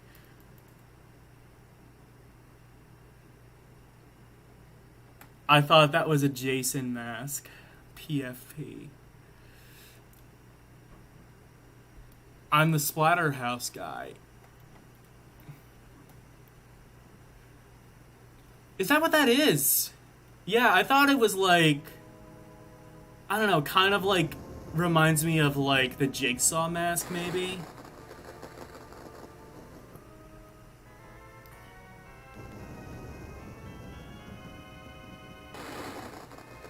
Okay, so Chad has another request. After this, I will play Chad's request.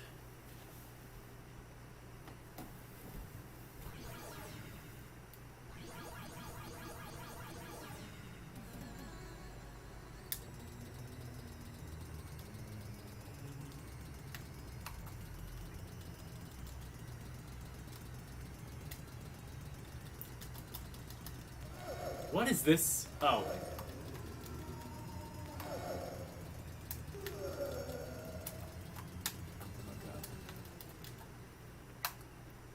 Am I like even attack? It looks like I'm nudging him.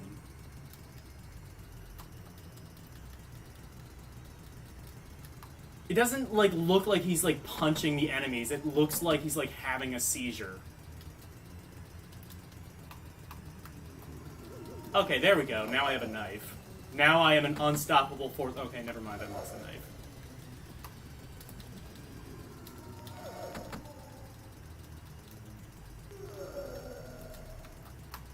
See, like, I can't even see what's hitting me. That might be a problem with my vision, but I always thought this game was, like, unbelievably janky. I haven't played it a whole lot, admittedly, but from what I've played. What is hitting me? Actually, it looks like I don't even see what's hitting me at all. I genuinely wonder, is this a bad dump? You mean my avatar? Yeah, that's what he means. I'm gonna check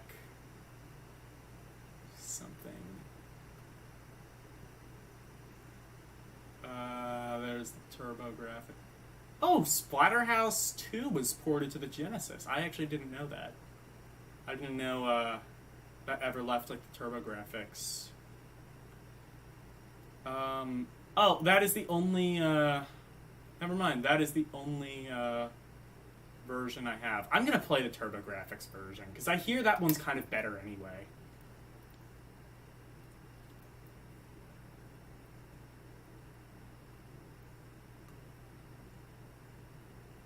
There's something up with that. It might be bad emulation or a bad dump or something.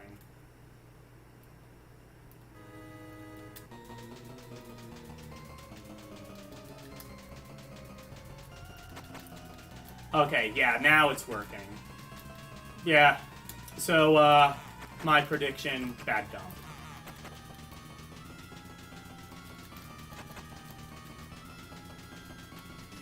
I mean, if I ever wanted to play Splatterhouse, I could just do it on my Switch.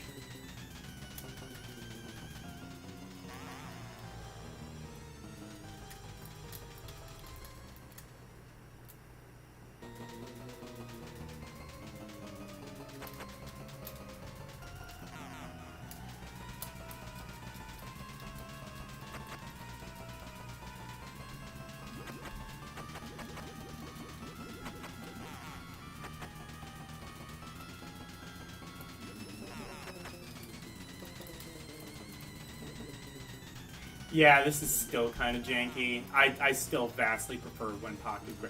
You know what, though? There are sequels, apparently. I haven't really played those. I wonder if those might be better. The music sounds weird. Yeah, because I'm playing the TurboGrafx version.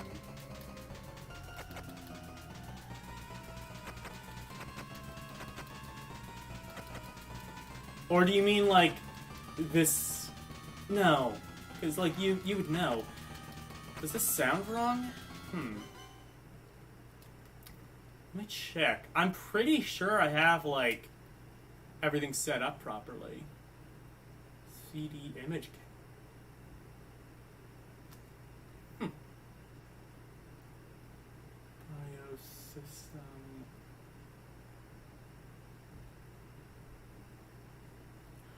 Is that why PC Engine games have, PC CD games haven't been running?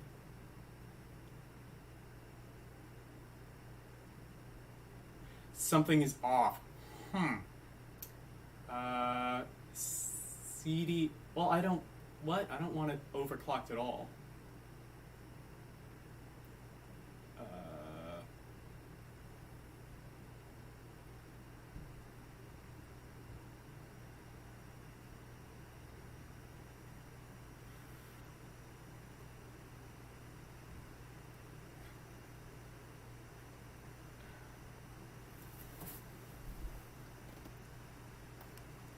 Was there a mouse release for this?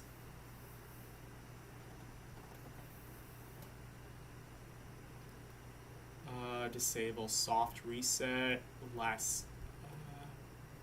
I don't see anything involving audio.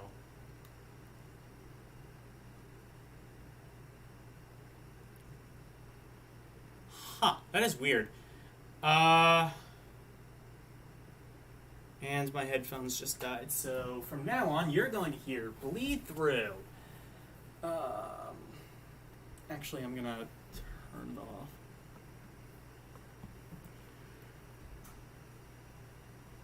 Not to my knowledge, no mouse. Huh, I don't know then. Maybe there was, like, a mouse, but it was only released in Japan, would be my guess. I think once you add a mouse to it, it stops becoming a PC engine and more like a PC. Sorry about that. Yeah, that was Splatterhouse. I don't like it. I probably should play the sequels, because they're probably better.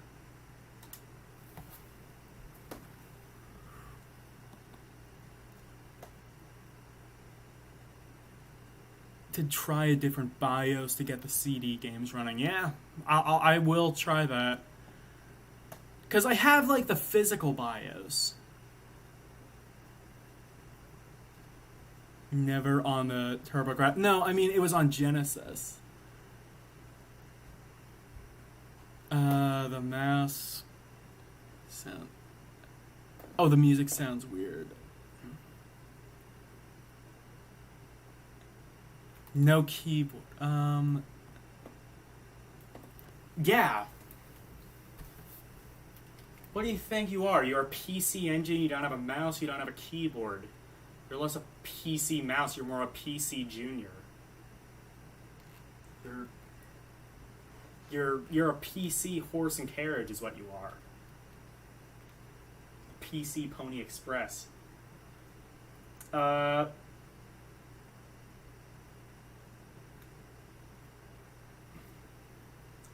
Were Genesis exclusives, really? So not even on arcade.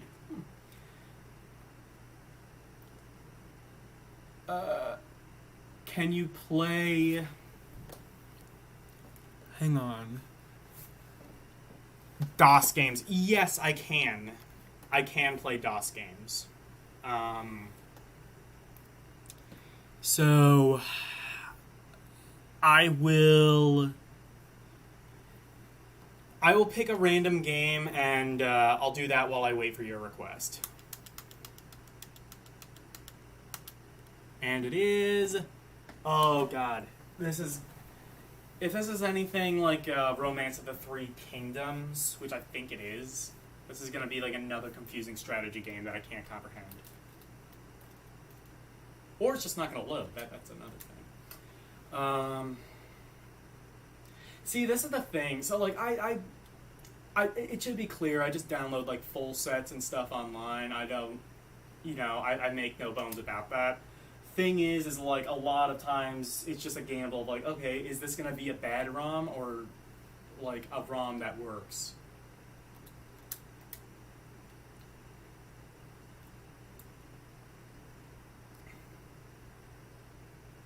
There's a weird game called Ripper with Christopher Walken. Ripper with Christopher Walken. Is that the full title of an... Is it the name of the actual game, Ripper with Christopher Walken? Also, if you want to learn nearly anything you could probably want to know about Splatterhouse series, including my involvement, your involvement with it. I didn't even know that. Check out... Well, you know what? Why don't you, Okay, so you did share the link. Ripper 1996. I'm gonna see if I can find a ROM of this that works. And then I might try it. Oh god, yeah. Good idea. Play a strategy game in Japanese.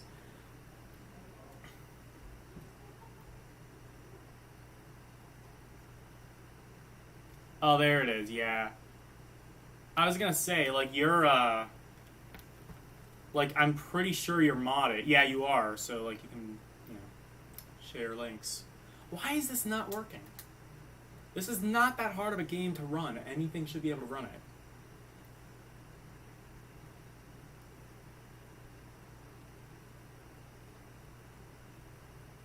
I don't know. I think this is, like, the only one I haven't, like, properly tried.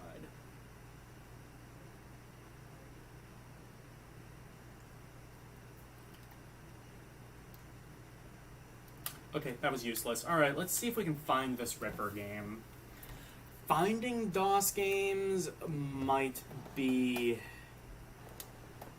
Actually, I think it's going to be better if I go into here, because this supports... This has, like, all the DOS files out in the open. This allows it for subfolders, like it's actually laid out. Ripper. Do they play The Ripper by Judas Priest? That would be fun.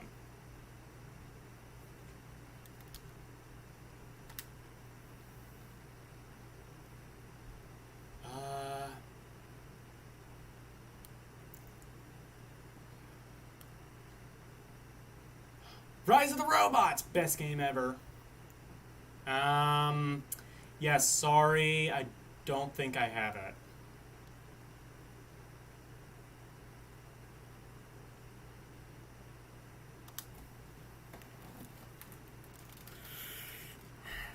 The priest will have to be Judas another day. I'll have to check it out, though. There's a lot of, like... Because, like, DOS is... I've talked before about how the Commodore 64 was the Wild West. If that was the Wild West, then DOS was just pure anarchy. Like, half the games were, like, 6 games, 69, ah ha ha. And then, like, it was just, like, something that a 13-year-old cobbled together at home over a weekend. So basically, it was just like the Atari porno games. 1, 2, 3, 4, 5, 6, 7, 8, 9, 10. Actually, I'll play this in a minute. Actually, I don't think I will because I'm pretty sure it's just like...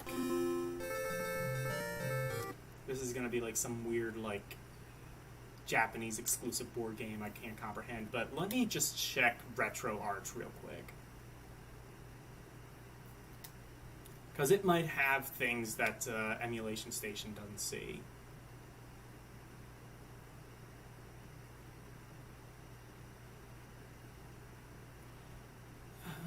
Okay, PC.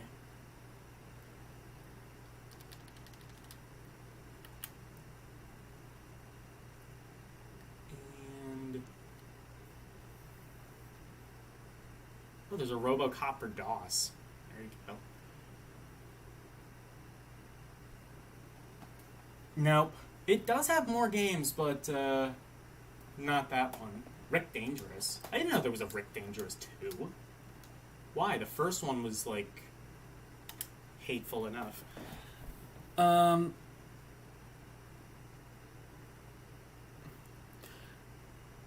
do have Street Fighter, the movie video game, on PS1. See, so for PS1, I don't have every ROM. I just have, like, the ROMs. One, the ROMs that came with this, because this is a PlayStation Classic. And two, just the ROMs that I inserted. And unfortunately, I'm not much of a fighting game fan, so I don't really care. But, I'm sorry I don't have the games that you requested, but... Or, like, every NES... Oh, God, there was, like Sex Climber or something. It was like the dumbest possible hack of Ice Climber. Vinesauce played it. And it was just like you attacked weed, but it wasn't like they weren't like creative and like doing like a hash pipe or something like that. It was just literally the word weed. You have to fight the word. It's okay. Yeah, Oh, wait. This might just be, What game is this? Oh... Is this Shogun? That weird, like, version of chess that's... It is. It's that weird version of chess that's, like... Actually, I think this might be... This is the Nintendo official one, I think, actually. Or no, I'm sorry, it's, no, it's Go.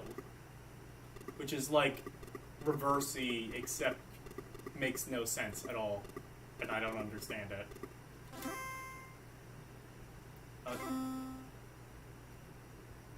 Oh, is that what you're supposed to do? You're supposed to just get 3 in a row? Or not? Wait, I think... Are you supposed to, like, prevent him from, like, getting from one side to the other?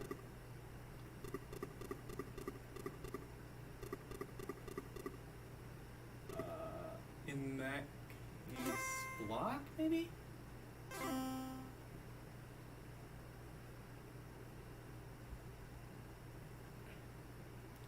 Have I ever been to...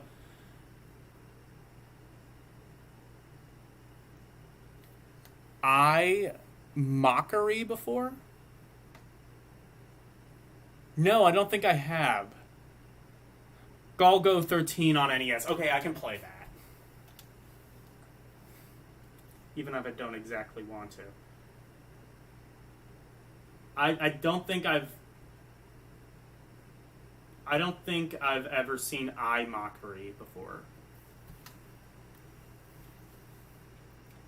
So let me know what that is.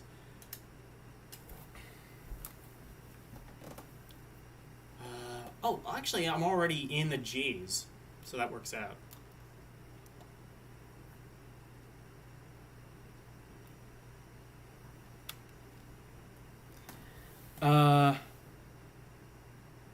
iMock has a whole section devoted to bad NES ROM. Oh God, is this is this a website or like a YouTube channel? Either way, I'm checking it out. That is like, there used to be like a channel that like was like bad NES pirates, and that's how I think a lot of people found out about like the NES homebrew of Super Mario World by Hummer Team, which honestly, like all things considered, was surprisingly competent. I like Nintendo was like, oh, we can't get Yoshi running. Okay, well, these like random people from Taiwan got it working.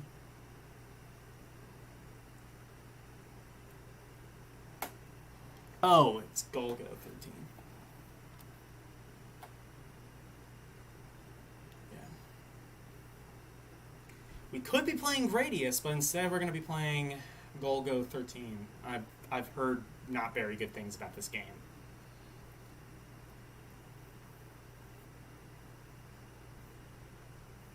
What is this? Is this even in alphabetical anymore?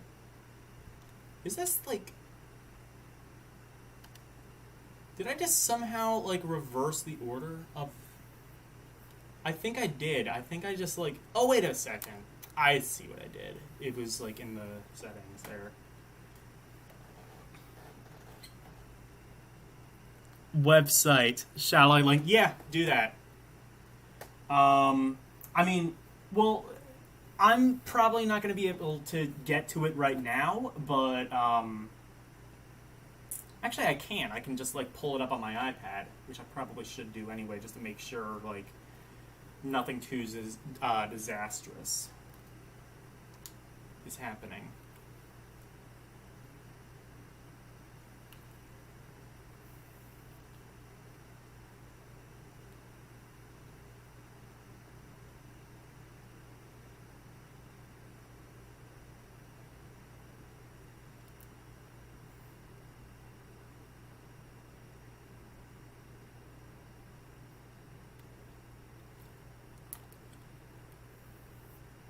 No, then it would be ascending.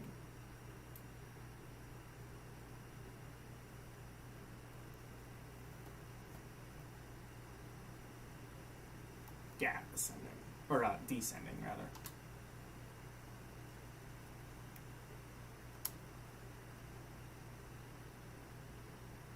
Oh, by publisher? No, that's not what I want by name.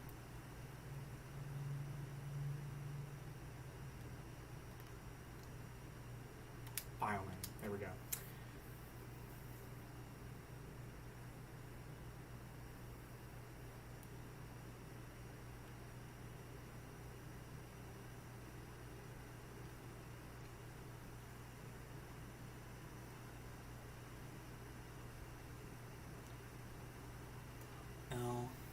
Yeah, Goonies, all these games we could be playing, but Galgo 13, wait, there's like multiple, that's right, there's like multiple Galgo 13 games on NES, isn't there?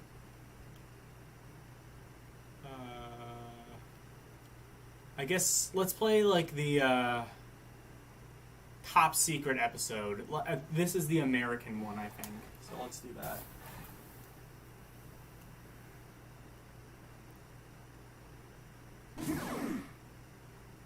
Yeah, no, I got it.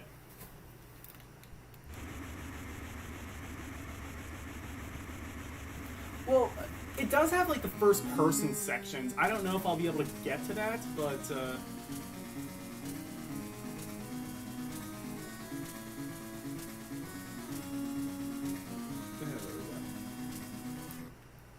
I just like the first-person sections were pretty cool. It was like.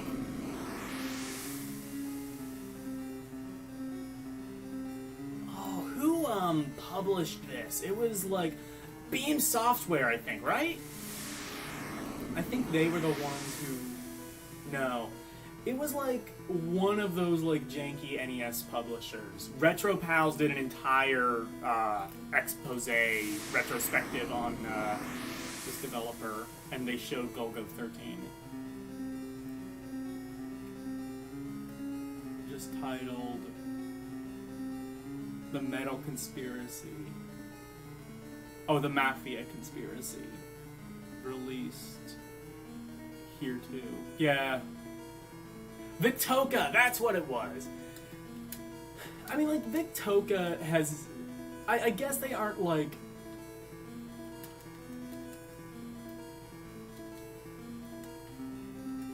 I'm not gonna read. What is this, Snatcher? But, no, I mean, like, Victokas, they've done Kid Cool, but they've also done Clash of Demon Head, which is one of my favorite NES games. Even though fun fact, this, for whatever reason, will not list it under the American title, but it will list it under the Japanese title and show the US ROM. It is just weird. And, like, off the top of my head, I can't even remember what the thing is, so that's why I saved it in RetroArch.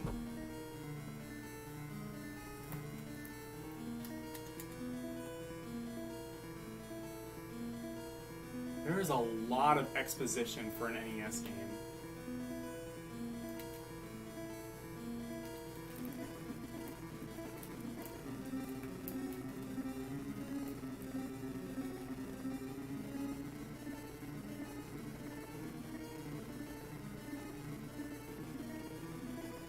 They also did the...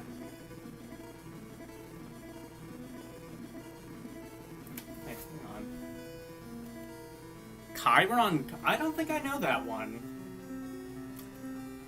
If nobody requests anything after this... You know what, actually? I'm thinking now, I'm wondering if the Mafia Conspiracy might have been the one that was like...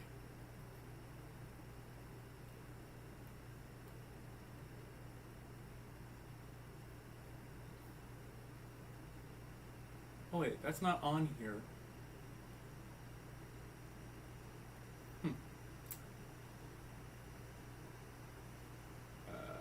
I don't know, but...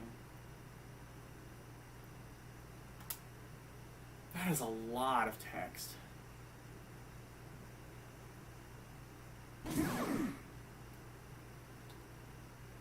Eugene is going to be streaming that one at some point. I'll definitely check that out.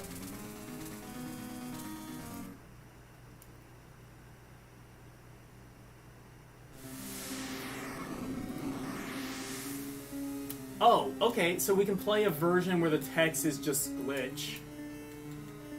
Oh, no, wait, no, never mind. I'm Maria. What can I do for... Oh. Our people are on the copter. Pace, watch...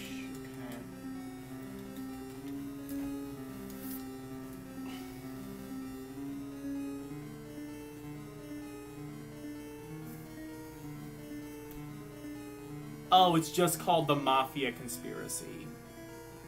Yeah, that's what I figured.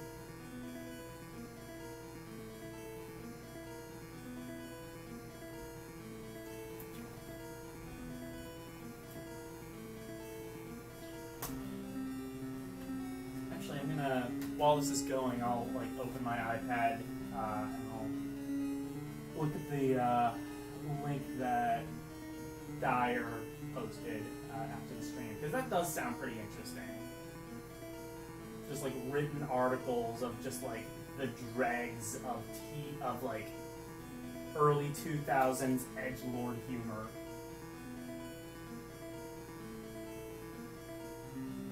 I can't remember if this is the gal that gets all naked at one point in the Japanese. Well, I'm glad I'm not playing the Japanese version.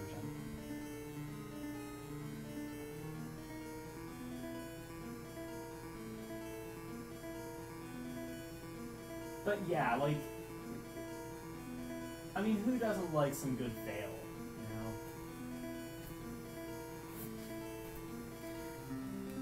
you know? NES games, like Final Fantasy did not have this much exposition on NES. This is so strange. This is like Persona levels of dialogue.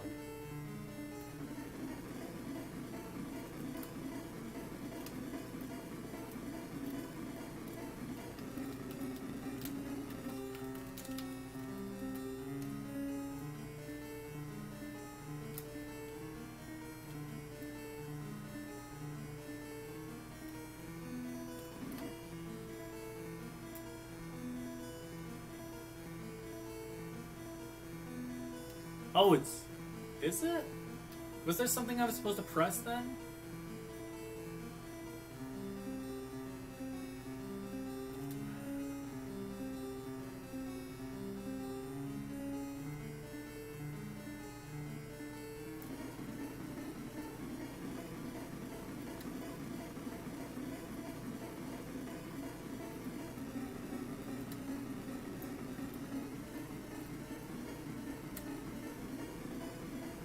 I don't see like a dialogue box anywhere.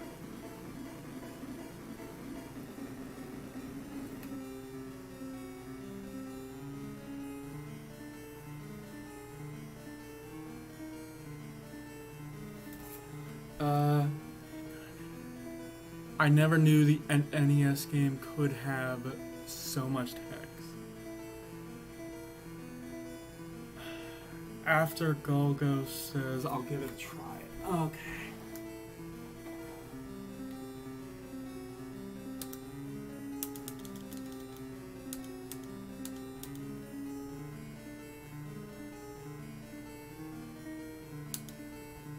I see. Wait. Okay.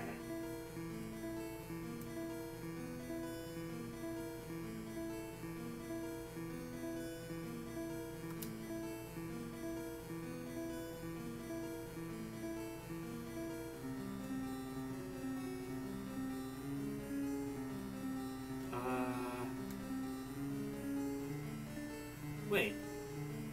I didn't see anything. Hang on.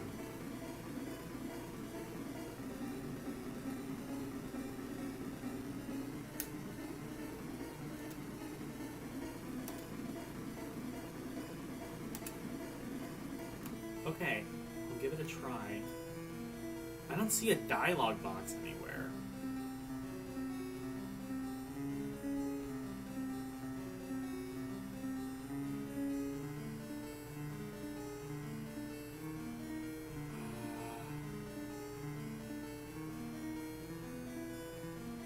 Unless, is the ROM corrupted? You know what? I was wondering about like that glitchy text at the top of the screen. Is that corruption? It might be.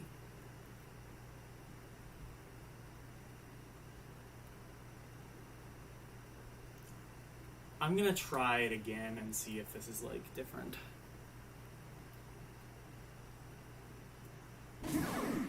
Oh, you have to press B to end it. Okay. Wait.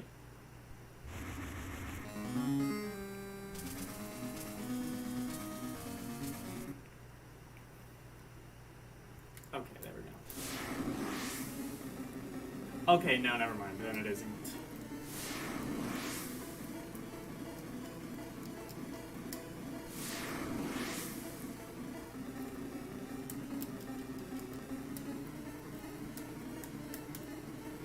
So you have to press B. Where does it say to do that?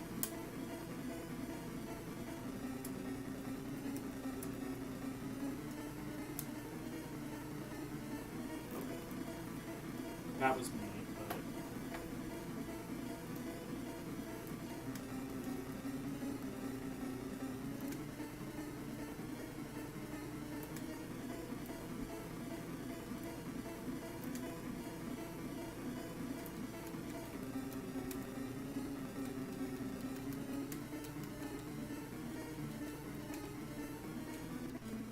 Oh, there we go.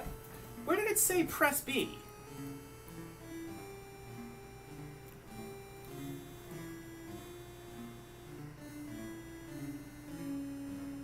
Watch the... Okay, I see. Oh god, they like... Oh, they messed with the buttons. First of all, he has like Fist of the North Star jumping. Or,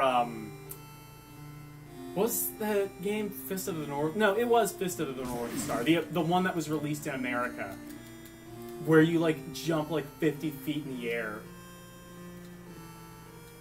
Or actually, like, the Kenko Superman game, even. Also, they swapped the buttons, so, like, B is jump. Wait. Oh god, it's a... Oh, it's... To be continued. Oh god, it's a light gun shooter. Actually, does this work with a light gun? I wonder if this would have worked with a light gun back in the day. Probably. Actually, yeah, because it's like flashing, which normally means that's how the light gun works.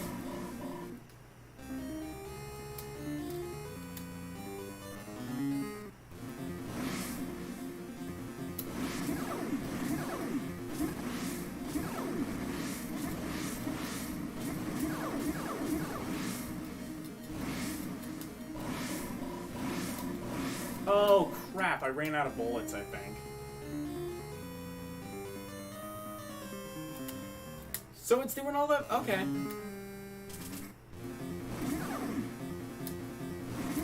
I think you have limited bullets, is what it looks like.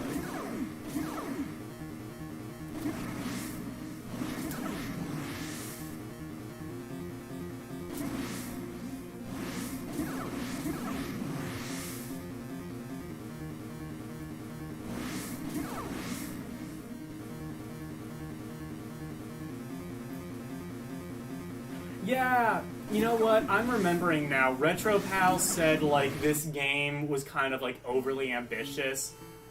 That is entirely my impression of that. Oh, so now you get a gun. Okay.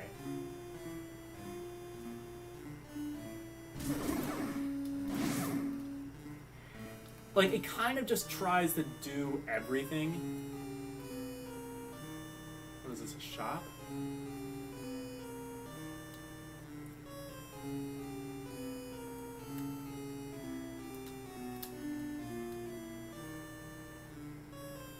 Oh, now the dialogue.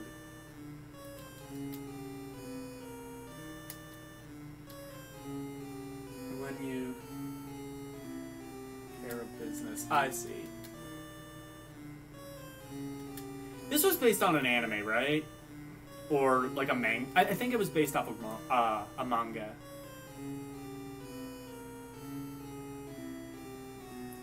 It looks harder than... Actually, it wasn't, because, like...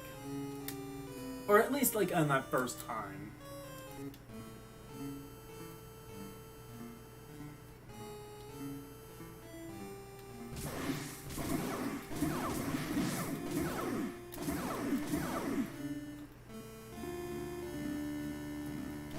Oh, now it's serious. Honestly, like, for such a minimalist... Wait. I can't shoot him. Am I supposed to just talk to him? Like, he's not harmed... Oh, there we go, yeah.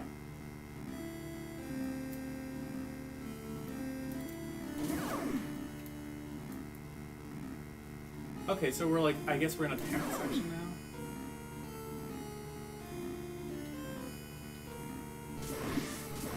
Oh, never mind. Now all of a sudden, the thing happens.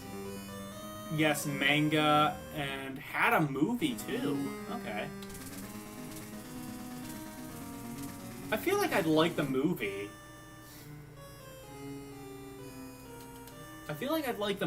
This entire thing has like a very Scorsese-esque feel to it. Reminds me of Zelda 2 a bit. I can see that. And also I would argue, like, similar to Zelda 2, its biggest flaw is that it kind of also tries to do a little bit too much. Like, Zelda 1 was like a pretty simple game. Zelda 2 tried to do like side-scrolling things and like... Admittedly, I will defend Zelda 2. I thought it was a very good game, but... You know, there's a reason people don't like it.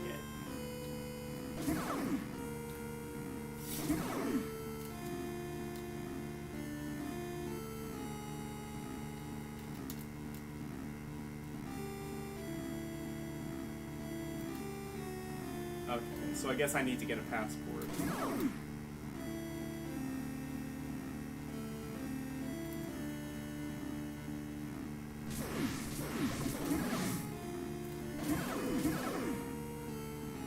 I guess I don't need to worry about limited bullets, at least in the side-scrolling parts. So is this the game that has... Is this or the Mafia Conspiracy that has, like, the first-person dungeons? Or, like, the first-person gameplays? Okay, and now we're going back to, like, the shooting section again.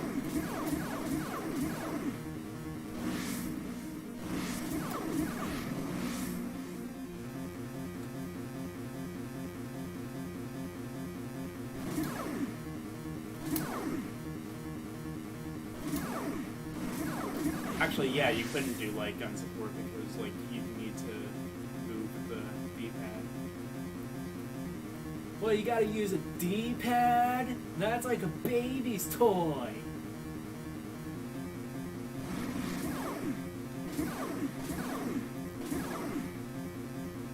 Real men have joysticks.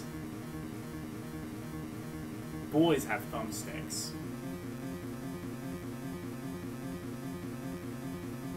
I want that to be my epitaph. No, you know what? I want to go back to high school so I can make that my senior quote. Where's... I think it's just looping, so I need to go back and like find this other person that I never killed.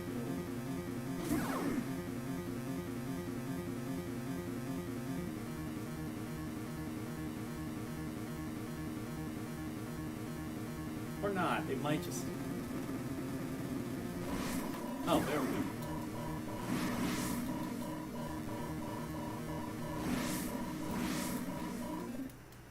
Okay.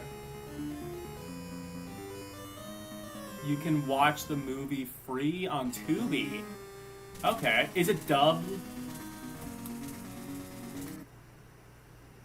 Nintendo should remaster Zelda 2. Yeah, they should. They should, but I don't think they will because, like, the fans have already spoken. They don't like the game, and Nintendo probably doesn't think they'd get money. Although, I will say that there is a PC port, I think, of Zelda 2 that was a... No, I'm sorry. That was the, like, the Faces of Evil. There was a ROM hack. No, it was a PC remaster that, like, added a whole bunch of quality of life improvements to the game, and then they, like, ported it over to PC.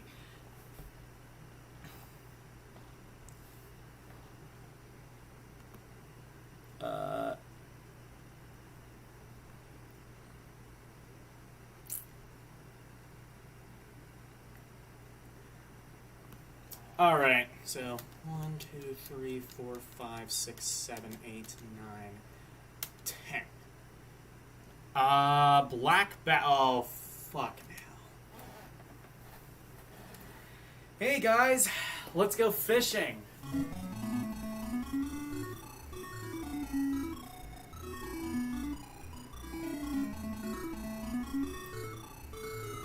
published by Hotbee. Oh man, you can like input your name and it's in Japanese.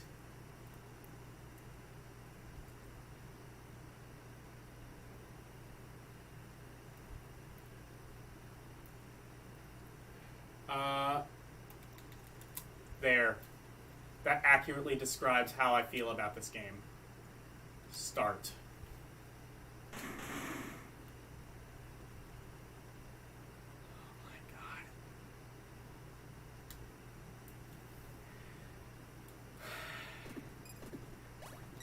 This is, you know, this is why you need to leave the casino before the gambling gets ugly. Oh my god, this is somehow more barren than I thought it would be. Okay, so... Okay, so A, I guess, casts.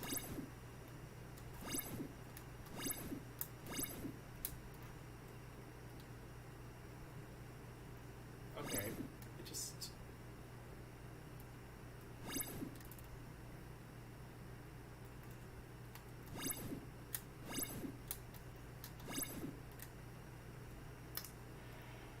The movie is English subtitles, okay.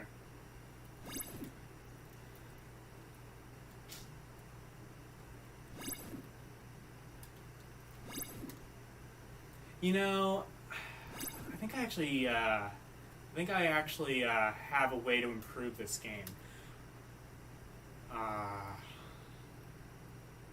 Oh no, I have accidentally quit out of RetroArch and we will never see this game again. Alright, that was dull. That was a silly place. Let's go, by God, anywhere else. And... Commodore 64 game? And the Temple of Doom for C64. Let's see if it's better than all the other versions. The original Black Bass is pretty bare bones. The second one was the better of the two, and that was what was released in the US. Okay, but, you know, there is a fundamental thing, and that is, it's fishing. Like, look, like soccer and football and things like that, obviously, I get why those are video games. Fishing? Like, I don't know, I guess if you live in Wyoming and, like, you're landlocked.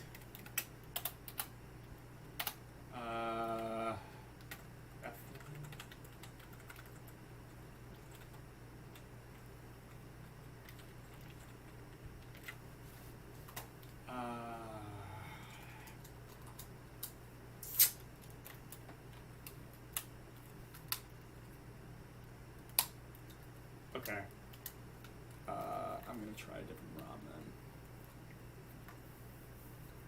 Actually, if it's Temple of Doom, I think then it would be based off of the Taito game, right?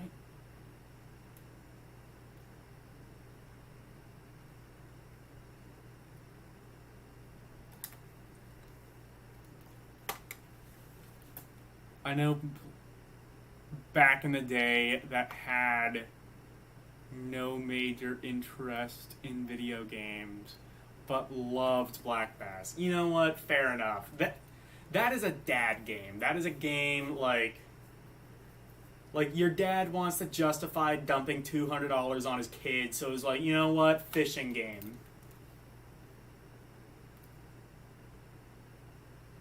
They did? Really? I just remember them...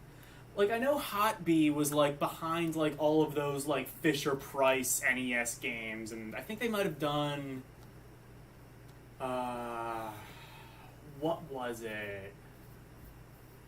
I think they worked with Beam Software, and they did, like... Was it Win, Lose, or Draw, and Remote Control, something like that? That and Golf, yeah.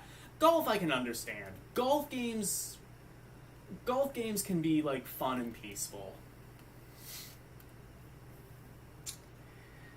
Okay, guys. You know, keep the conversation going because we're going to have to wait 45 minutes for our cassette to load.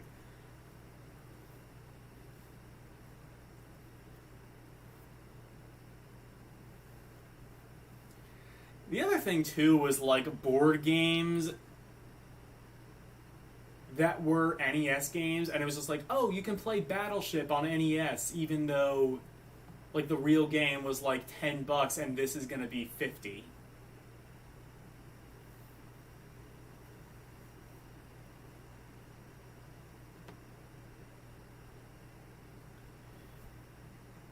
Or no, even, like, Othello was, like, even worse. I don't think that was Hoppy. I think you're thinking of High Tech. You're right, I am. I've definitely seen Hoppy before.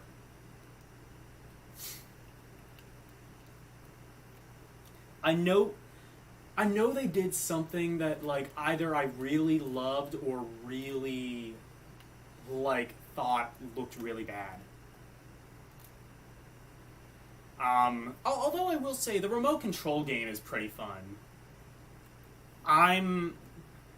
You might not know this about me, but I'm a huge game show buff. This is odd. Usually it, like, skips over, like, the cassette loading thing. I'll wait a couple more seconds to see if it loads something, but... If you want to check out a couple of really good Hot B games, check out Over Horizon and... Oh, fuck! That's where I know them! Steel Empire! Right! I saw them, actually on the last stream. Steel Empire is one of my favorite Genesis games. In fact, like, it has some of the best music of any other game. What's this? Over Horizon. I'm going to try, like, some more ROMs, but after that, I'm playing Over Horizon. Because if you're comparing it to Steel Empire, it must be good.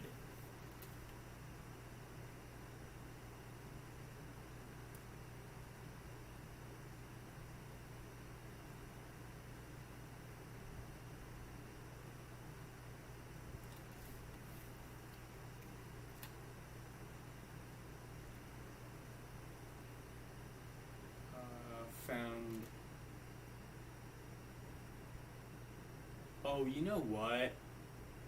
Now I'm thinking, I wonder if I, like, somehow disabled the quick load. Steel Empire rules, you're goddamn right. Ready, okay.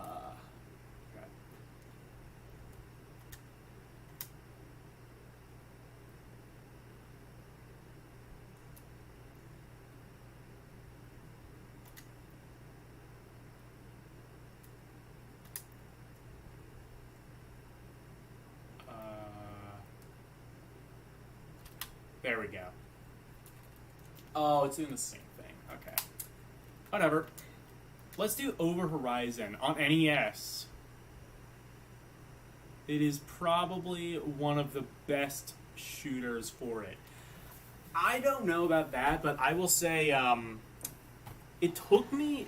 Surprisingly, I hadn't really played Gun-Knack until fairly recently. But when I got the PlayStation Classic, I tried Gun-Knack. That is some amazing shit. Like, how they were able to do... What is this? Ozzy versus the Universe. Demons of Topaz. Okay. I don't know what that is, but we are playing it after Over Horizon.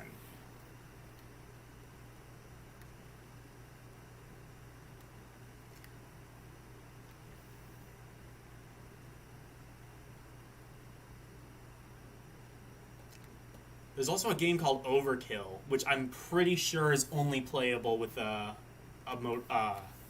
listening to Motorhead.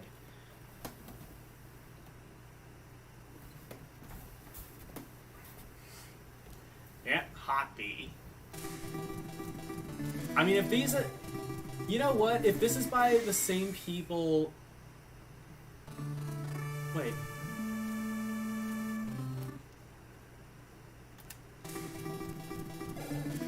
Oh, wait. Oh, continue.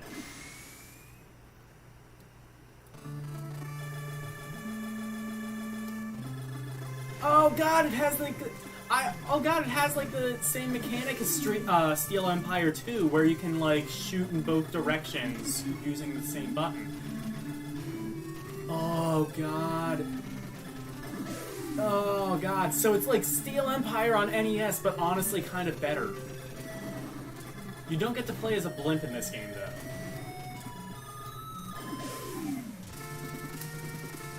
How was I supposed to... Oh, it was probably like I had to go up. What is edit mode? How would one do something? Oh. Oh, I see. Oh, it's just options. I thought it was like you can make your own shooter.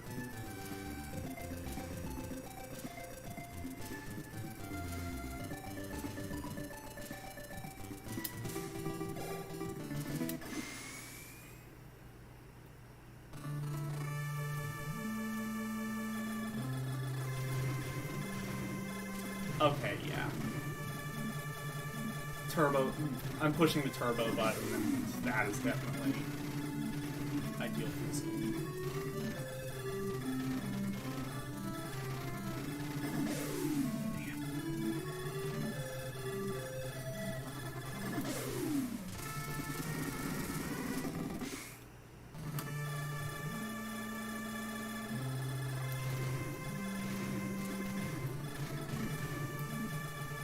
Actually, this might be... Yeah, this is probably better to play with thumbsticks. As most shooters kind of are.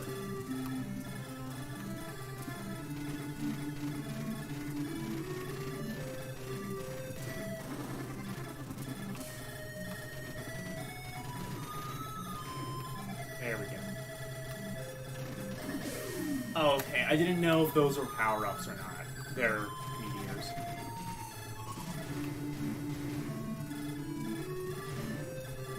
Okay, yeah, this rules. I also feel like this is one of those games where, like, CIB, you'd have to sell your kidney. The kicker about this is that it was released in Japan and Europe, but never the US. So I'm playing the PAL vert.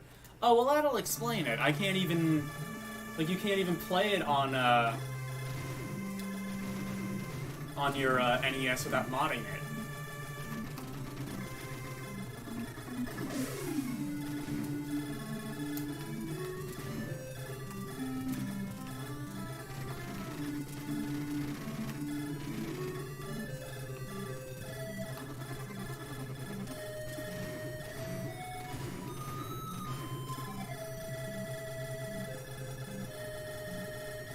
You know what, since, like, by default you have, like, a double shot, it would be cool, like, if it was, like, Thunder Force, where, like, you could, like, push a button and have one shot in front and one shot in back.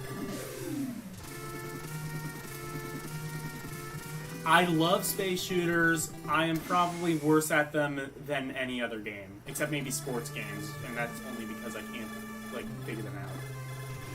Because they, like, require really fast reflexes that I in no way have.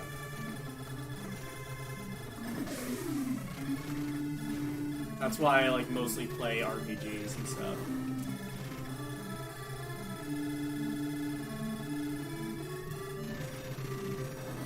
Oh god, I killed it!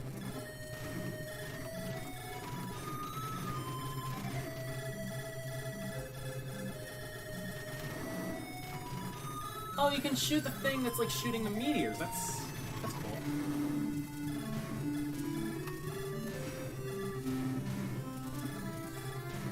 So now I am definitely going to need to do some research on Hot B. Oh god, I'm like, now I'm getting like oh, what's that one shooter on Commodore 64? Cybernoid, I think. Yep, and you're right, it's stupidly expensive. Exactly! Obscure game that nobody, like, remembers, but, like, now is a hidden gem because, like, some internet reviewer was like, Top 10 hidden gems on NES. Oh, I didn't mean to save state. I wanted to add it to my favorite. Yeah. Okay. Now I need to check out Ozzy, the Ozzy game. Does it have any relation to Ozzy Osbourne? Wait, hang on, just a second.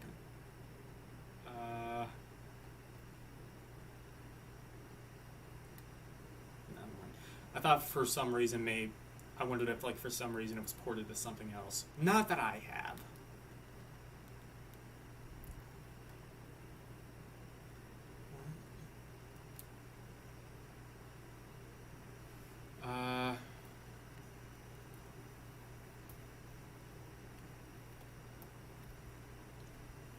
Okay, try this.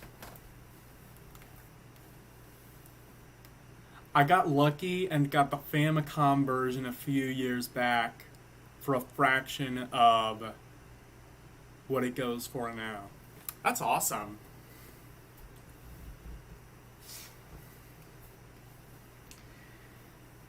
This is not a cheap hobby anymore. That is definitely one of the reasons I am so heavily in favor of emulation.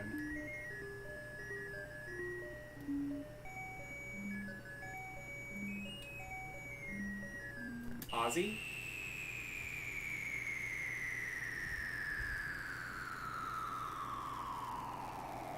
T-minus 10, 9, launch. Okay. So what am I controlling here? Definitely an early C64 game. You can tell by how there's basically no use of the SID chip. Oh. Oh, I'm controlling that thing. Oh god, this is... Look, there are some C64 games that are really slow. Those are very fast compared to this game.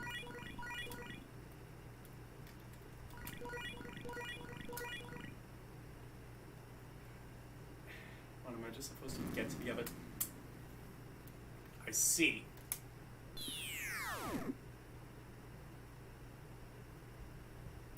Oh, I see. That's just the... Oh, this is like a... I think this is like a Euro platformer.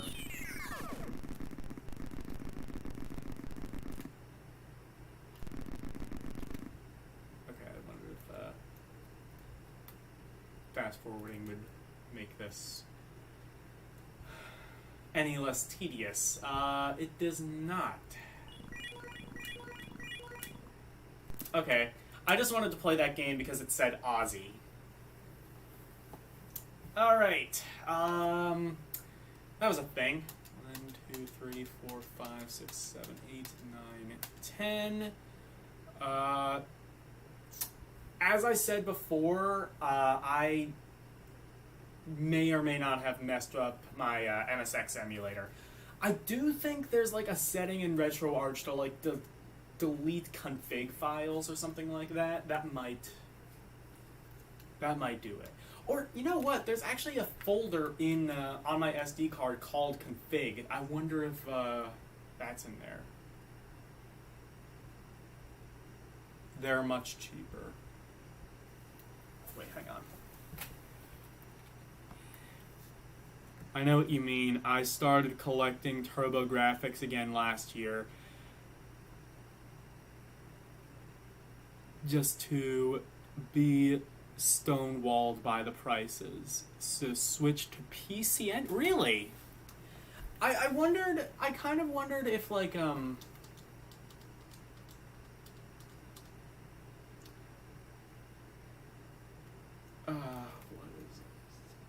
Another MSX thing. 10, and we have 68,000 game.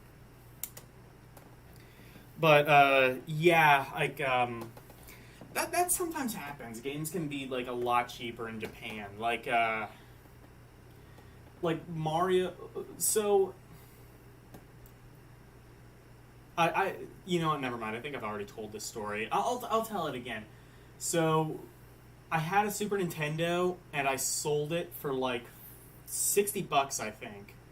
And one of the games included was Mario RPG, which was 50, like alone was like $50 at the time. And another one was Mega Man X3, which again was about $50 at the time. I then decided later on, like, okay, well, this is considerably cheaper in Japan. And I didn't even think about it until playing. Hey, maybe a Japanese RPG might be in Japanese.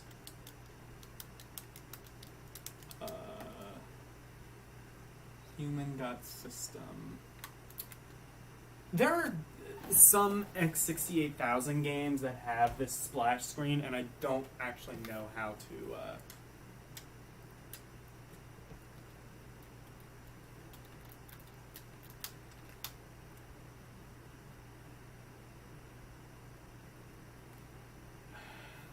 get past it. I feel like there's like some sort of disc switching thing I'm supposed to do, but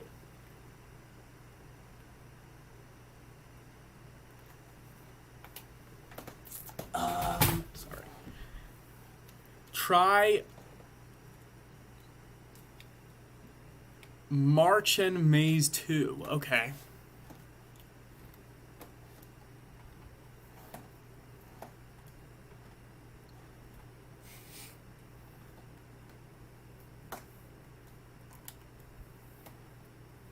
March and Maze 2. I don't know what that's for. I'll figure it out. McKids, Muscle. I was playing Muscle earlier. It is just as bad as everyone says. Apparently there are special moves in that game. I have not figured it out. Then again, I can't even work out the special moves in good fighting games. And half the time, even if I know them, they don't work. Like, I've tried to do a Hadouken so many times, and it just never works.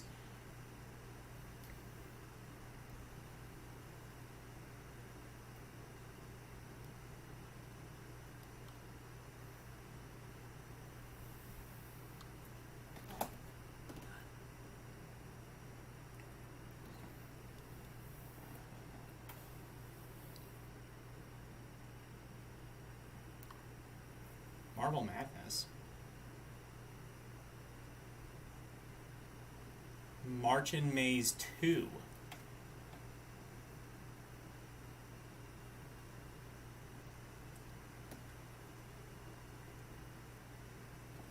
Wait, did he say? Oh, no, wait, no, I'm sorry. I misread that. Okay. Oh, there's a MAME version. I'll do that.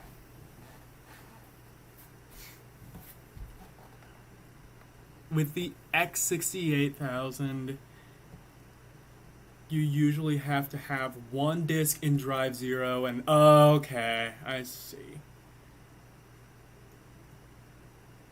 Okay. I misread. That's my fault. Why is it upside down? Oh, well, there's an error. Brilliant. Let's see. Is that the only,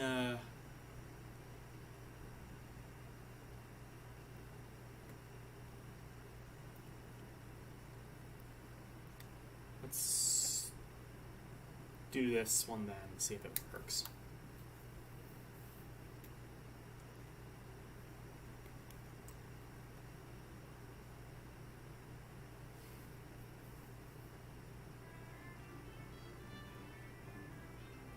Okay, so it works, but it's it's really quiet.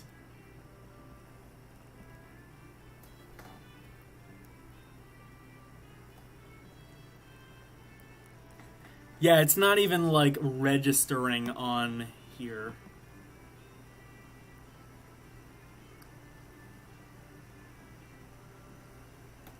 Oh, wait, no. It's...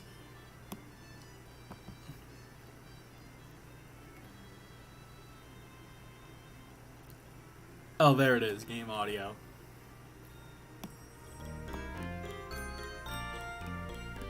It is, like, really quiet. I have to, like, adjust the volume. Alright.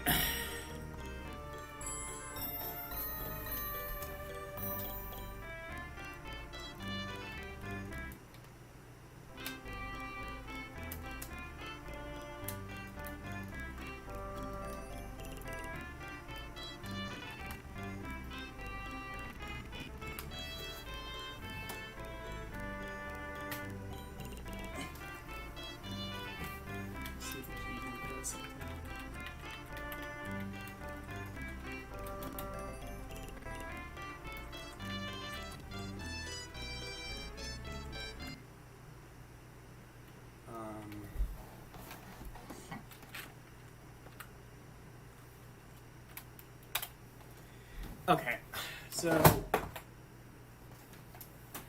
what I'm gonna do is I'll actually try that. Disk control.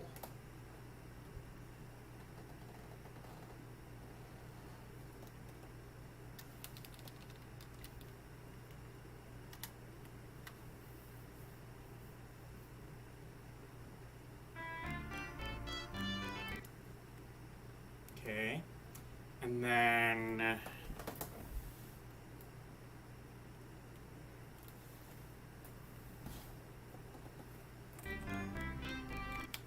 let's see, F disk 001.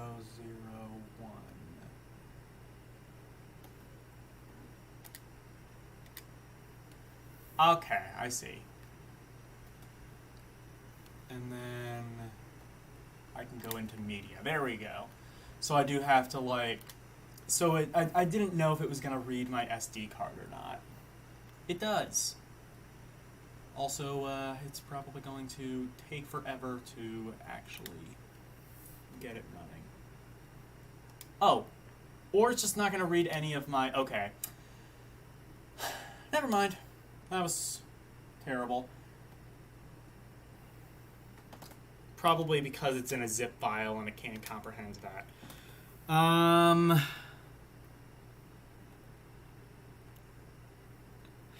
Hey, Hugo! Is a 2-disc. Yeah, so... That's the thing, is, it looks like... You know what? I'm gonna have to... Maybe I'll have to, like... Because I'm pretty sure I, like, just work... Like, you can just, like, batch uncompress everything in WinRAR. I might do that. Actually... I might just do that with my Spectrum games. That would probably make them run.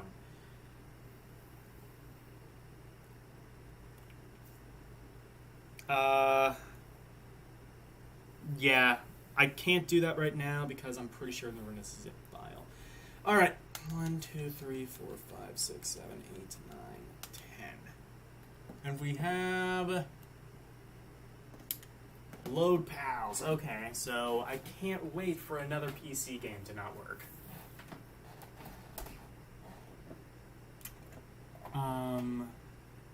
Oh, unable to open the file. Good. It failed before we even started.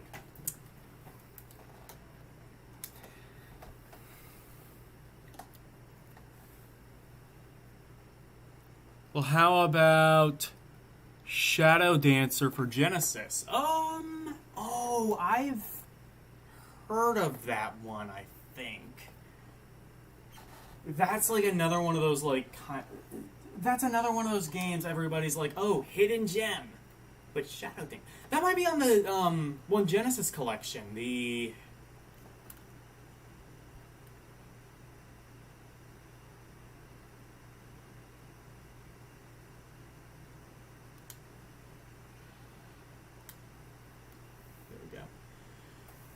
On the relatively new one.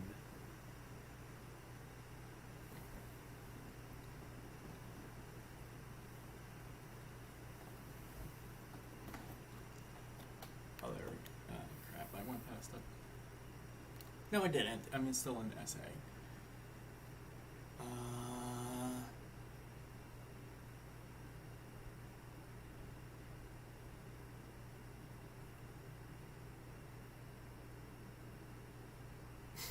All the games with SD.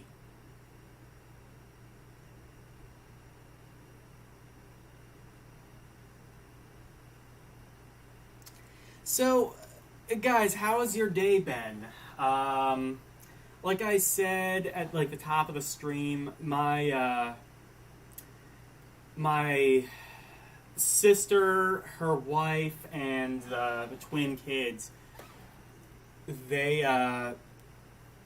just stopped by randomly, and we had dinner with them. Babies are currently sleeping.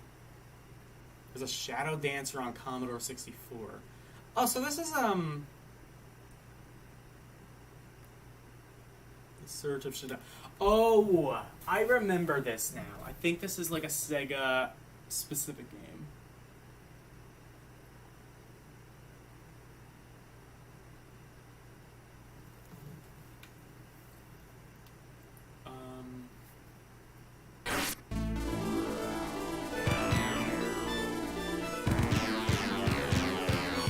I've definitely heard about this from somewhere.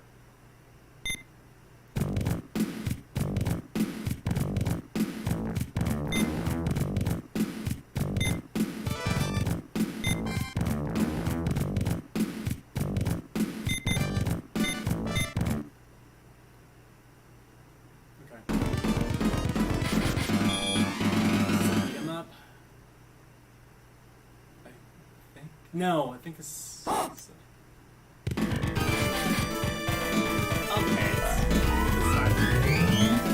Oh, you have like Shinobi super. So you bring your dog with you. So it's Shinobi.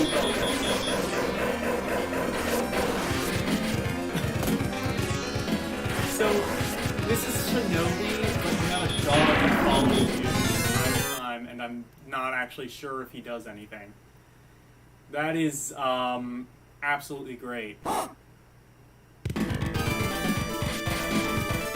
arcade shadow, guys.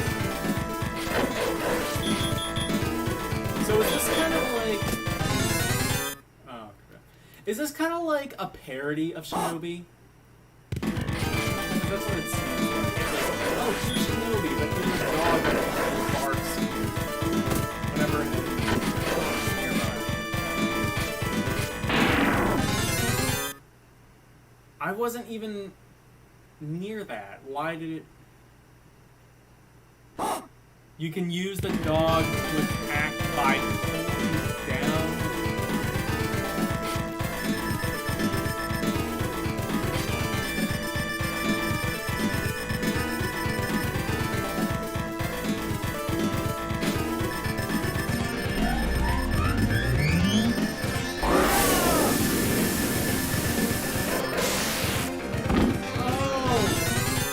Oh wait, oh I see when the dog barks, I think. Oh, it's a direct sequel to Shinobi. No, to Shinobi. Oh my god, I forgot. Oh god, I forgot. I am so sorry. That X68000 game was so loud. I was like, okay, I really hope I don't, like, accidentally keep the volume up really loud and blast everyone's eardrums. And that is exactly what happened. That is... I love you guys.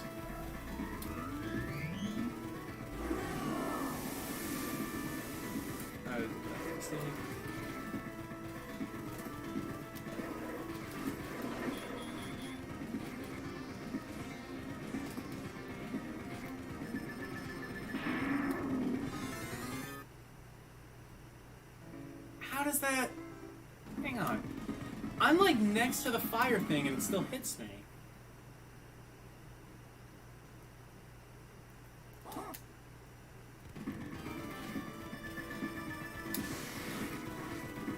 Oh, that is cool. A dog mauls them to death. That's amazing.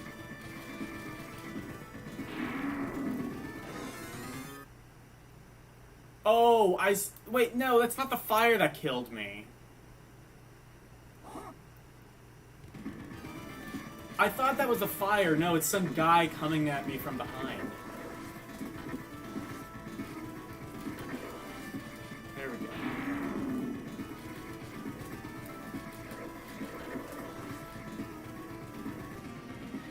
I wonder, so, is this like... Hang on, I'm curious now. Okay. I wondered if, like, I could kill the dog, but not me. That would be cool. No! I keep pressing the wrong button.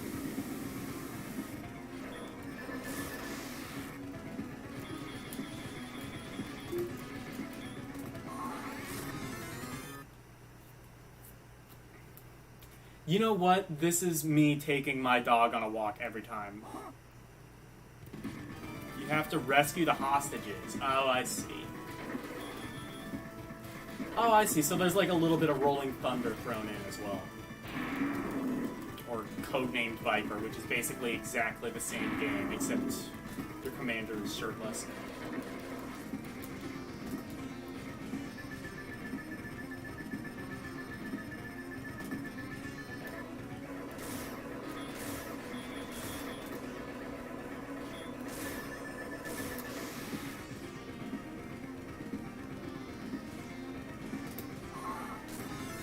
What the... Okay, so that doesn't kill it.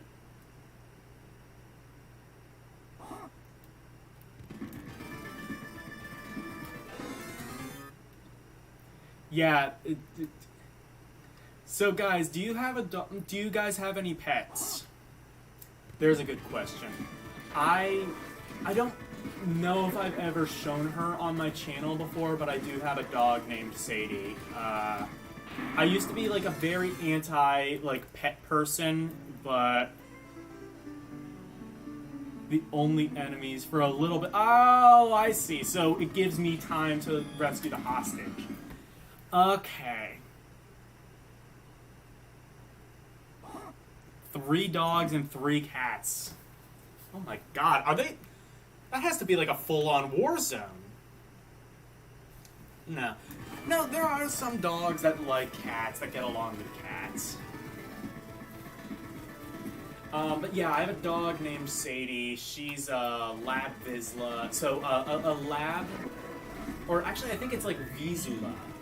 I later found out it's actually supposed to be. But,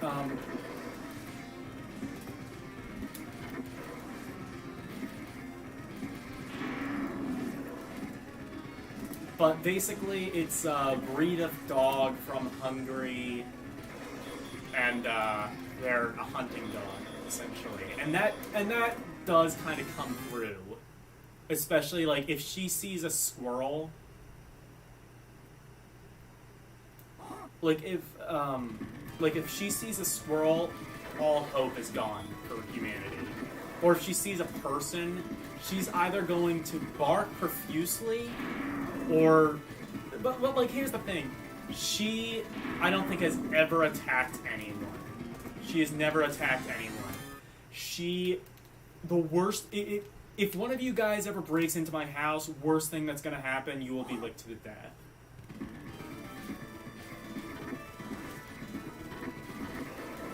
And if you get, like, a bone or something, you know what, you can pretty much just steal, you can pretty much just take all my money and whatever I own.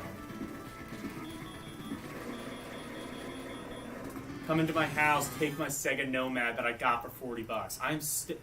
That happened like over a decade ago, and I'm still amazed by that price. Lit! Guys, this party is officially lit.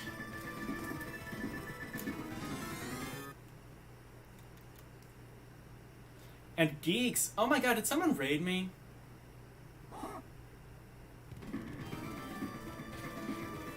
Did someone raid me? Because like Lit and Geeks just came in at the same time.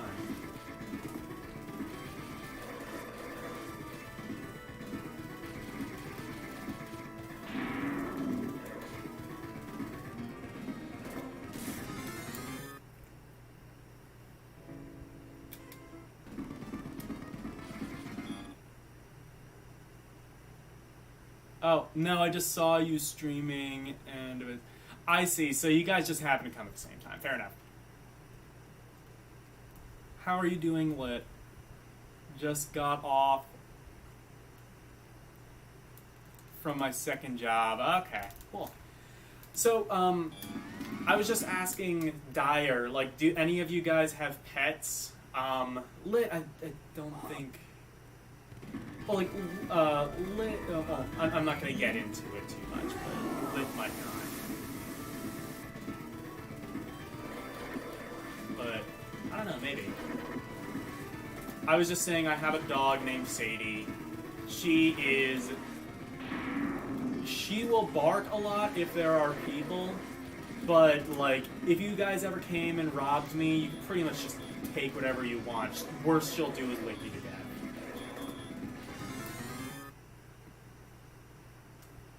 At Eldina Productions.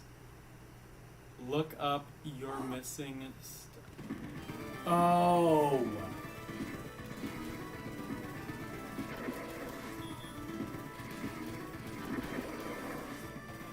Wait. Oh, I didn't even know there was like a... Oh, I didn't realize that was a thing you could do.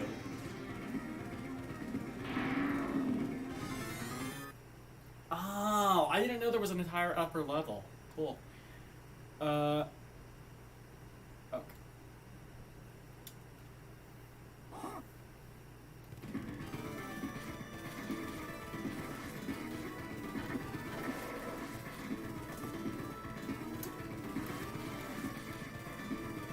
Oh, okay, so even if you die, the hostages are still saved.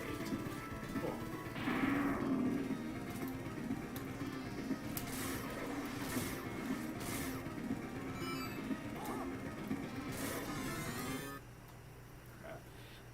Oh, that is cool.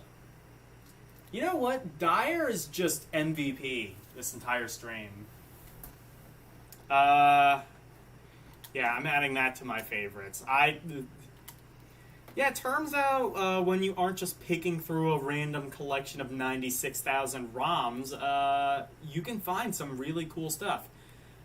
You know what? Now I kind of want to check out the arcade game, see like how much the Genesis version improved. Later in the game, you have to jump all over the place, so that high jump really gets put through.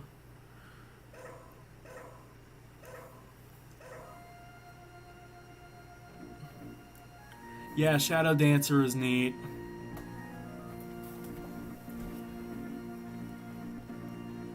Oh, that is a cool opening graphic.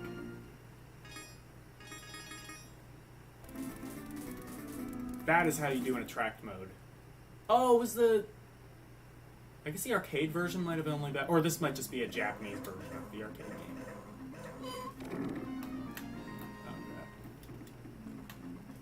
Oh, so this is even more like Rolling Thunder.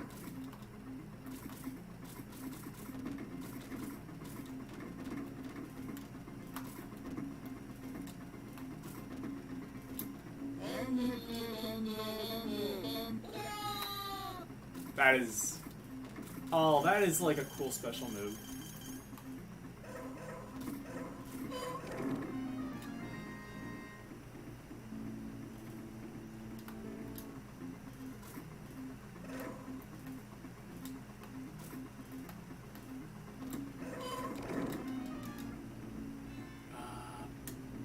Is there a separate button for dog?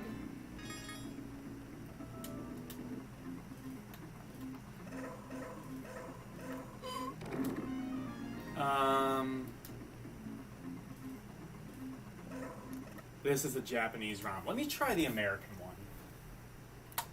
See if like the voice acting is any different.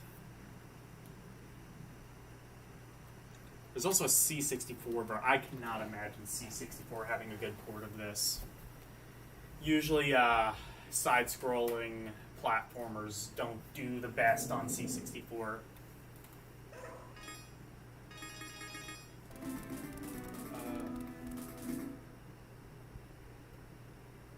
There we go, I think.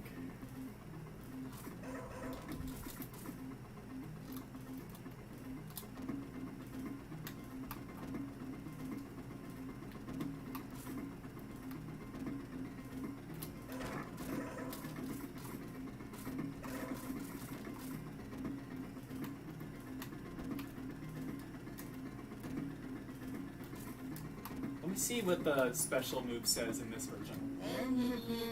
Oh, same thing.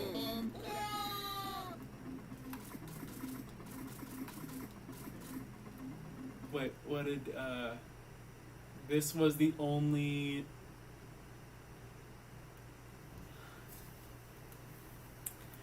Hang on.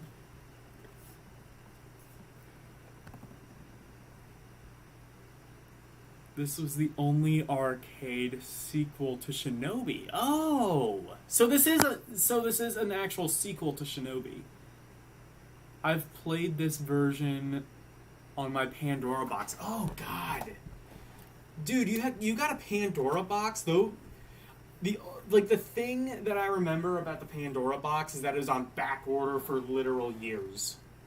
Like there was one reviewer who placed an order for it and literally like 3 years later got that delivery. It was like the worst back order system ever. I think so. Been a while though. There was also a Master System port,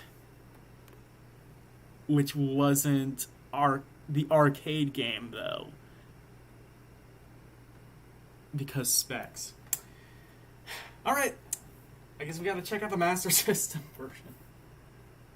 Oh, that's another version of the main one. Wait, Amstrad. Oh, crap. No, this is... Let's try it on the Amstrad. You know what? While we're here. And then I will get off of Shadowrun. Just my morbid curiosity for this game.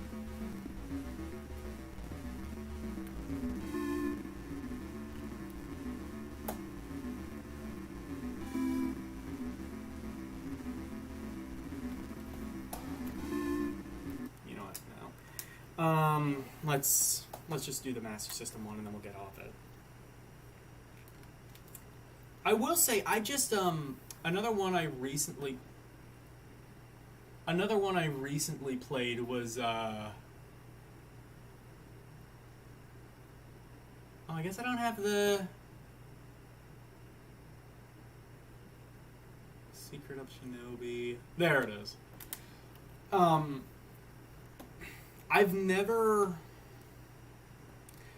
I've actually never played Risten, and I played the Master System version of it, and it's really good. I bought one off Wish in 2020. Okay.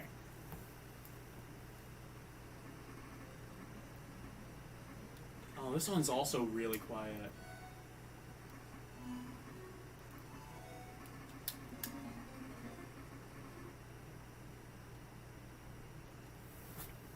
So I imagine by 2020, I was going to say I imagine by 2020 they got their priorities straight in terms of supply chain.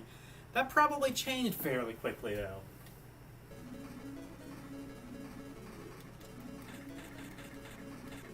Oh, this is just the... This looks like the arcade version, pretty much. Wait, is this the Master System version?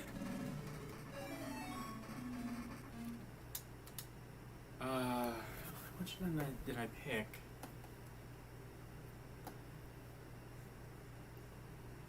Yeah, that is Master System. It looks like the arcade. Kind of like runs way faster though. Alright, I turned the volume down, so absolutely nothing should go wrong.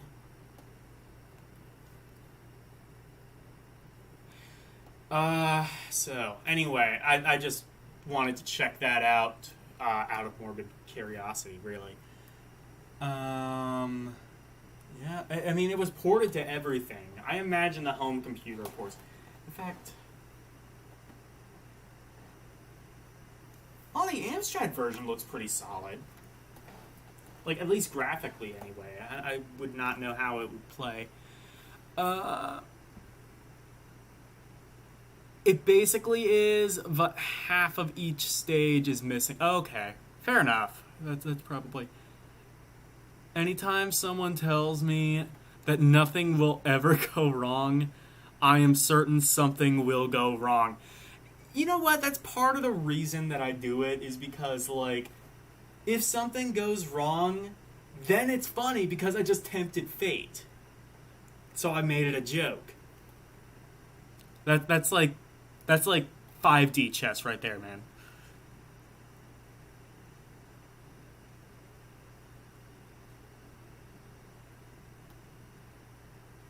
Hey, Chad. Oh, Chad subbed.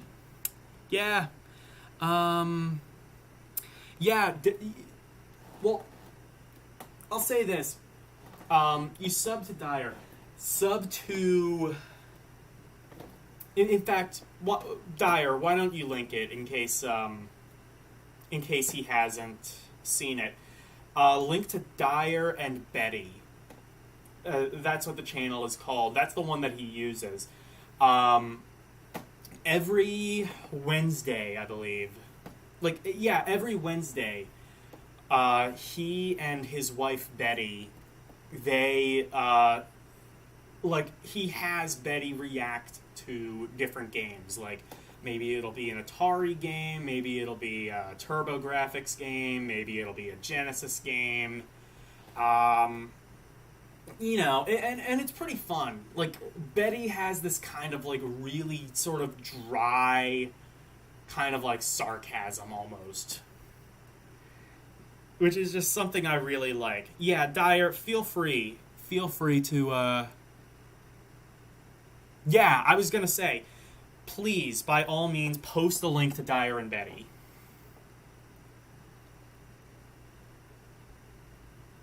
Yeah, I think I've subbed to that one guy. Check him out. He's just starting out.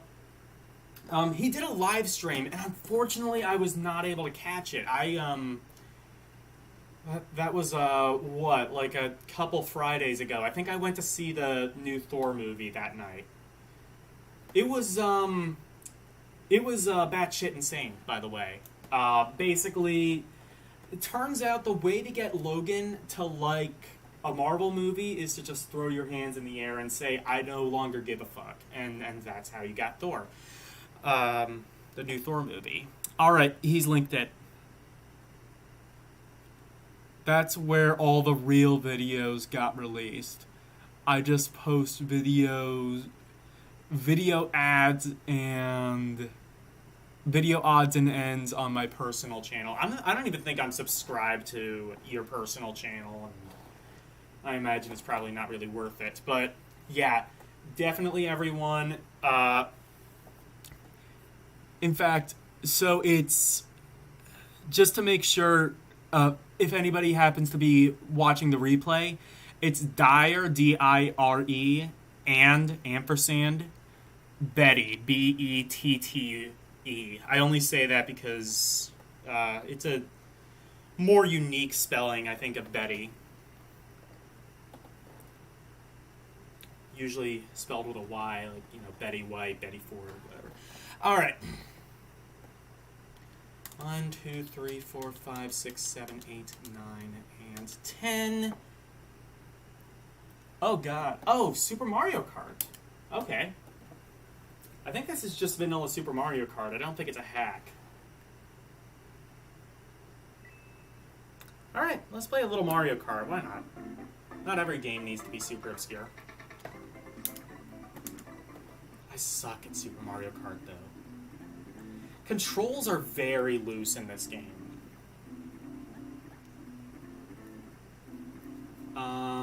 Yeah, I'm always Peach in Mario Kart.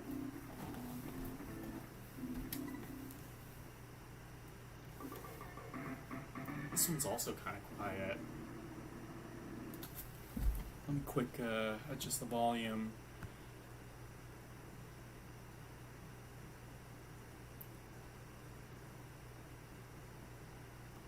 I think this might be the longest stream I've done so far. We're over 3 hours now.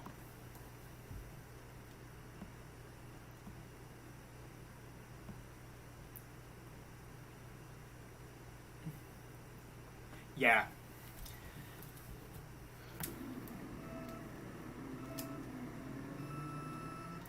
Supposedly you're able to speed boost in this game, like in all the other Mario Kart games. I've never worked out how to get the timing on that one. This is like the only Mario Kart where I haven't figured out how to get like the head start. Yeah, but like controls are, especially in this game, are really loose. I always thought. Also, I never thought Mode 7 was a very interesting. It's like, oh, we can make background spin now, and it's just like, okay, but like, why? Like, most of the time, it was just like, oh, here's like this logo. Now here's... Wizard of Oz did, like, the worst implementation of Mode 7. It was just like, okay, let's copy and paste a picture of Dorothy.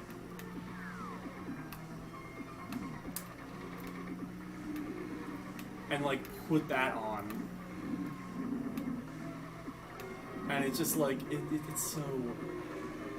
I never thought Mode 7 was a very appealing graphical technique. I mean, it definitely looked better than games of the next generation, where, like, most of the games were like, oh, we're doing 3D, but we don't actually have the technology to do 3D, so let's just, you know, do it anyway. And you ended up with, like, a whole bunch of games that are like, well, we can't actually do 3D, but what we can do is give you a bunch of fog and a control system that doesn't work properly. Crap.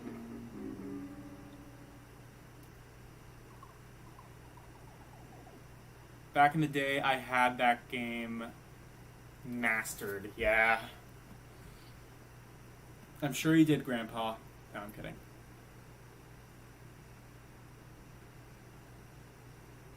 F-Zero, man, it is. It is. I tried playing it when I got Switch Online. Does not. It was always took no prisoners.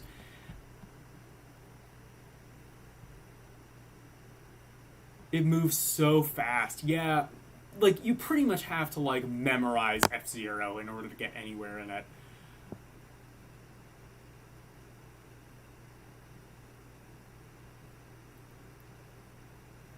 Back in the day. I like the, you know what, though? Like, F-Zero, is it called F-Zero... Was it F-Zero GX? Was the one on N64? I liked that one a lot. I've never played the GameCube one. See, GameCube is like it's like that console where it's like, it's old enough now to be retro, but too new to, like, properly emulate on something as, like, cheap and powerless as this. Yeah, I struggled with Mario Kart on SNES. Of course I was younger. I'll say that the whole Mode 7 thing blew our minds. Really? I don't know. I feel like even as a kid in the 90s, I would have been like, okay, so you can make a background spin now? What's the point of this? When it dropped, you wouldn't say it held up amazingly well. I mean, it doesn't ruin the games, obviously. It's just like a cheap little effect, but... F-Zero X was the one on GameCube. Oh, no. Was on N64. F-Zero GX was on GameCube. Right. Yeah, F-Zero X. I was playing that on... I played that one on NSO when it came out, and... that one is really cool. It, like, runs at, like, a perfect 60 FPS. You can really fine-tune, like, how your car goes. The music in that one is really, really good. And it's, like, it's not even, like, really a 3D game. It's, like, so minimal, and that's how they get it to run so fast. And that's totally fine. Like, I think that... I always say the games that aged the best in that generation are the games that did the least. Like, Castlevania Symphony of the Night might as well have been a Super Nintendo game. And yet it is, like, so much infinitely better than, like... I know I might lose people on this, but you know what? It's Symphony of the Night. I don't think I'm going to say anything too controversial. Symphony of the Night is infinitely better than Mario 64, Ocarina of Time, you know, Croc, Spyro, any of those games. And same thing with Crash. Crash wasn't really a 3D platformer per se. It was more kind of just like, Ball Blazer, that one LucasArts game. So, like,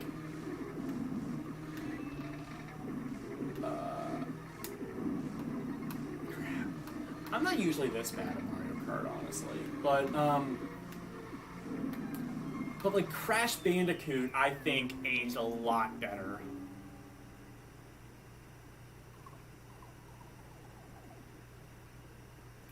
Peach Brother.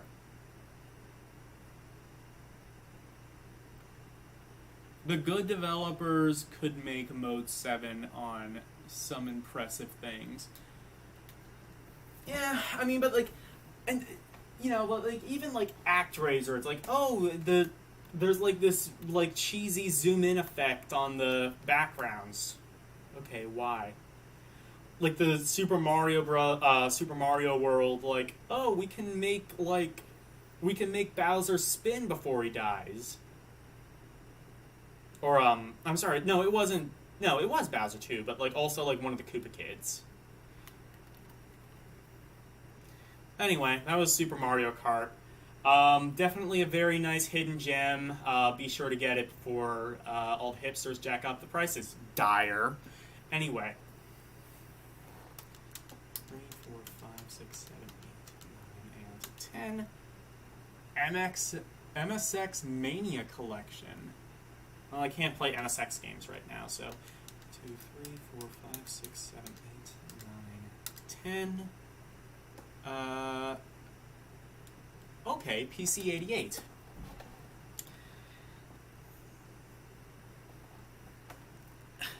A lot of PS1 and N64 games don't hold up as so well. Yeah, exactly. It was,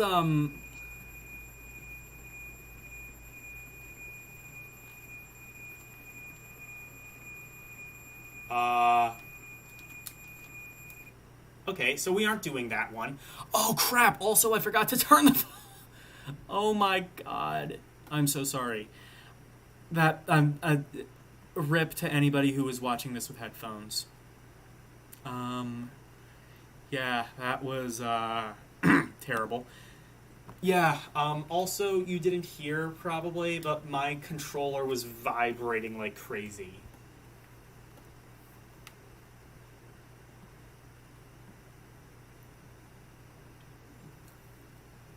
Hipster? Me? LOL. That's a good one. Yeah, you're a hipster playing all those retro games, jacking up all the prices for people who have been playing it for 50 years, like me. 1, 2, 3, 4, 5, 6, 7, 8, 9, 10. Speed Freak! Okay. There is an arcade game called Speed Freak. Either this is a racing game, or a game where you're... It's like Narc, but like the other side. Like, you have to defend yourself from, like, the rogue cop that's, like, going in with, like, flamethrowers and shit.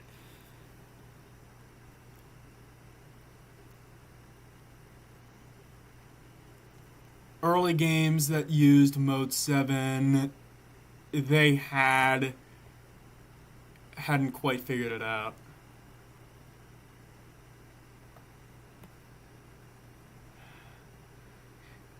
Yeah, once you hit, once you got GameCube and PS... Yeah, exactly.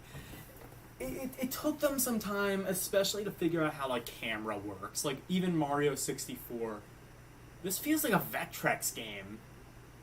Like FX version of Pole Position.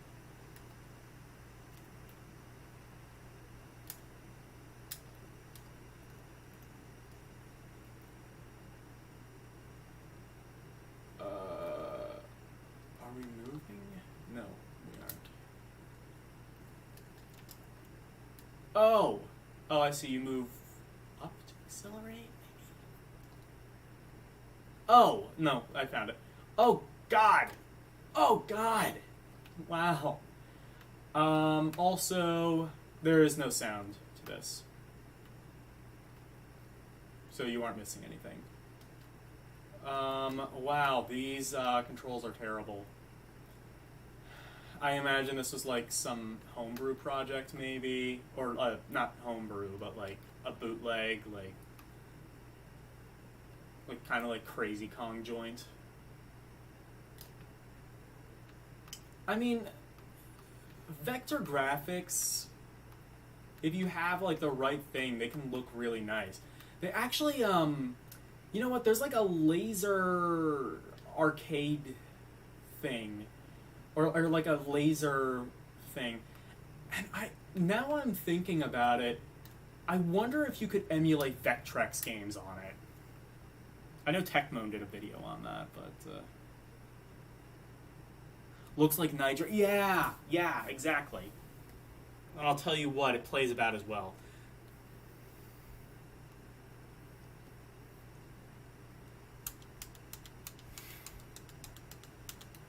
I'll never forget the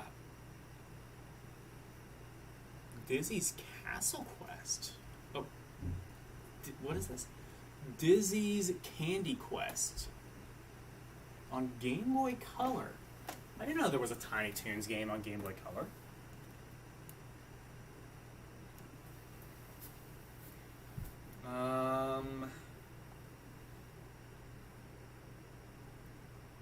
Alright, I think I'm going to play this one and then I'm going to call it a stream, because we've been streaming for a while.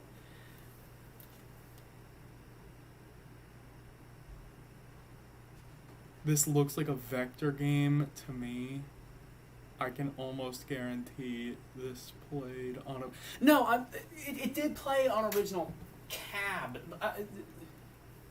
It did, but I'm just saying, like even back then, there were, like, janky homebrew games.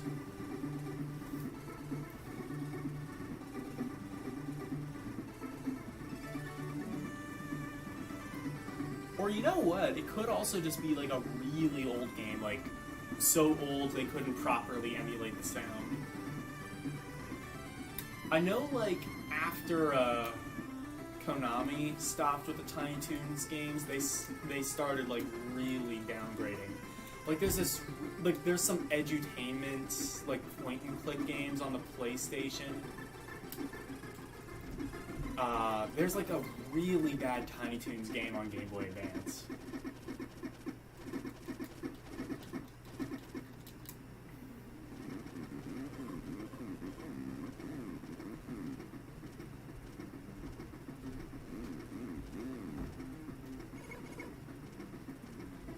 So,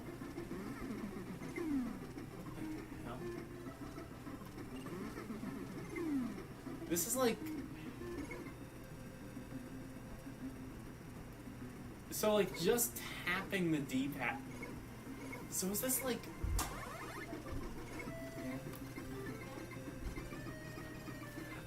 this is just like Adventures of Lolo, but like Tiny Toons-ified?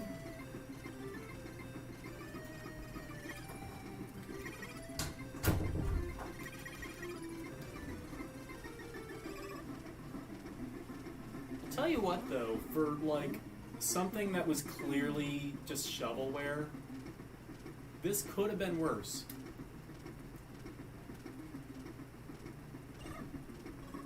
There were a lot of games like this on the Game Boy, like whenever Tetris got really big. Exactly what I'm thinking, because it looks to be late 70s. Like, when I think vector graphics, though, I think, like the really ambitious, like, 80s ones, like Star Wars Arcade and,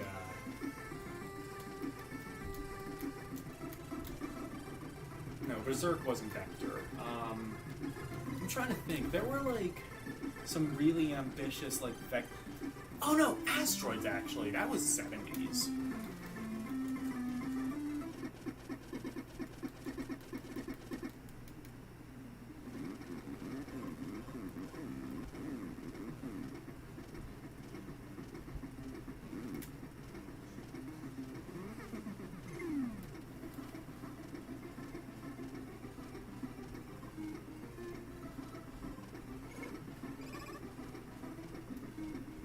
Or, you know what? I said Lolo. I think this is more Chip's Challenge.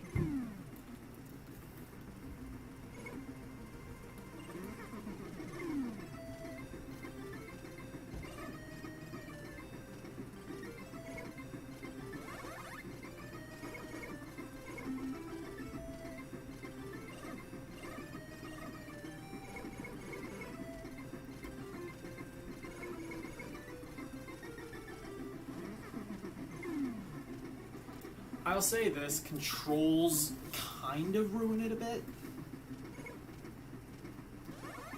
I mean, this isn't gonna dethrone Buster Bust Loose anytime soon, but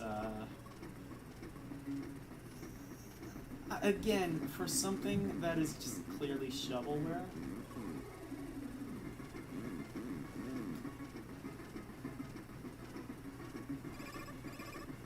For something that is just clearly shovelware, this could have been worse.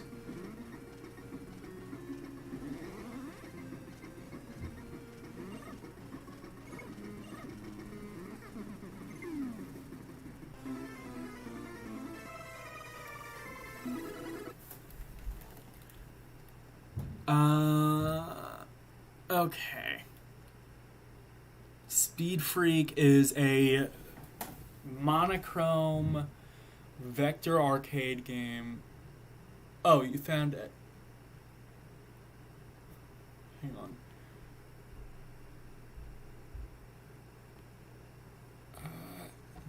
Speed Freak is a monochrome vector arcade game created by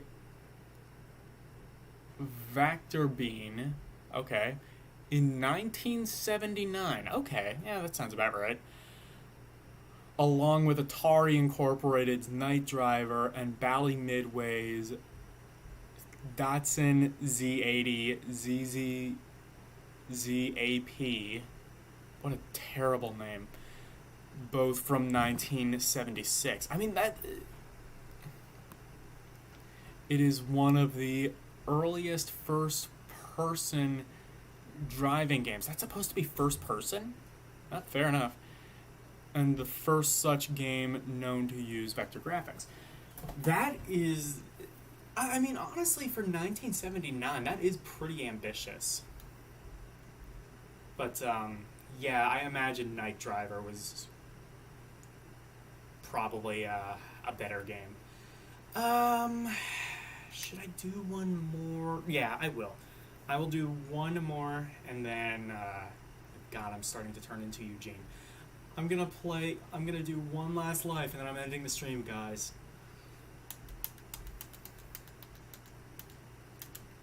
Okay. Sierra. Oh, so it's like a Sierra point and click. Crap, I don't even have a...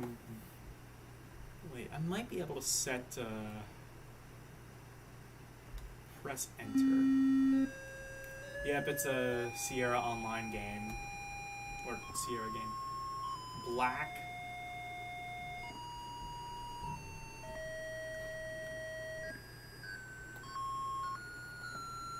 And Night Driver was a bigger hit. Yeah, exactly. Guys, do you like this music? What's that you say? Louder? Okay. Okay.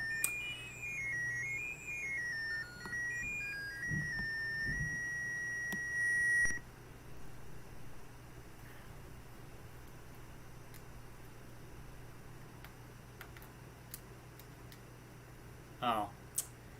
Damn, the music cut just before I could, like, blast your eardrums out. You know, it's almost like, the PC... It's almost like the DOS should have, like, never been a gaming thing. Crap. I thought there was, like, mouse emulation, but it's, oh, can I actually... Can I use, like, the arrow keys on the keyboard? That might work.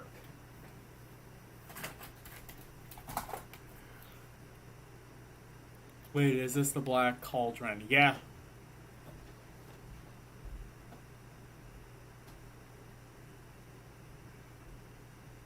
Ha ha, exactly.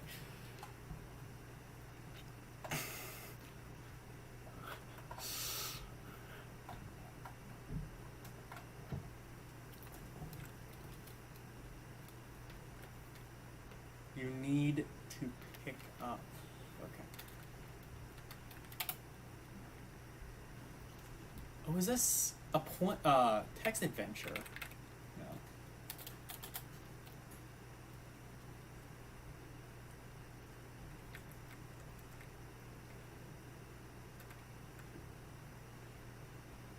Okay. Keyboard controls. Oh, okay, cool. Use arrows or number keys to move Taran. Press escape to see the menus. Wait, is this Disney's Black Cauldron?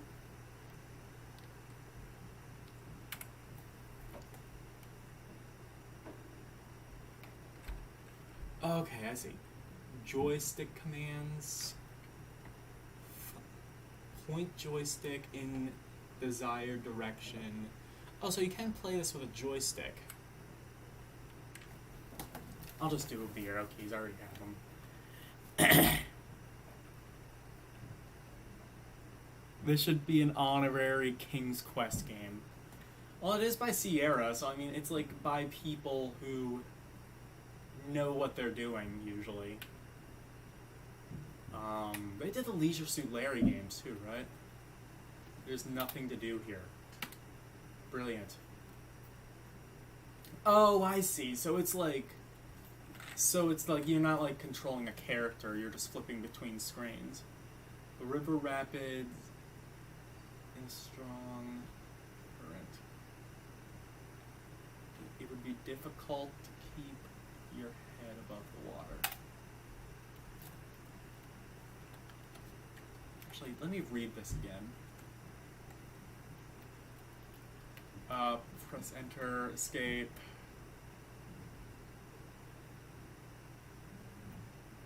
See the menu. Turn.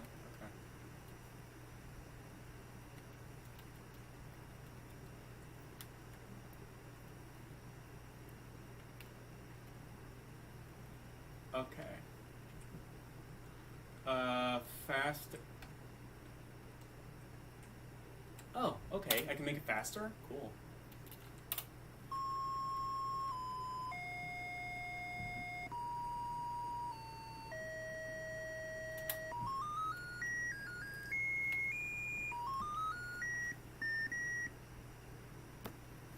It's like the world's most annoying ringtone.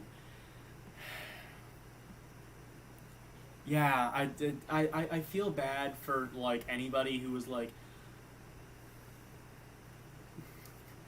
Daddy, I want an NES. What do you mean, Billy? We have a video game system at home. Video game system at home.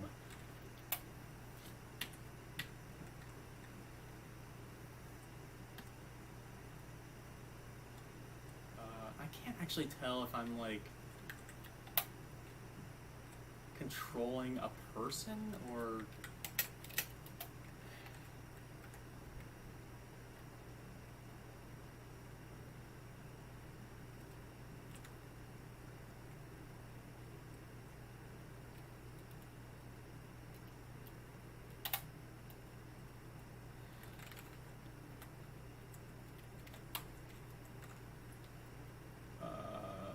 press enter to restart. Okay.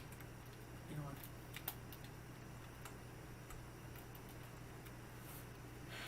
This is I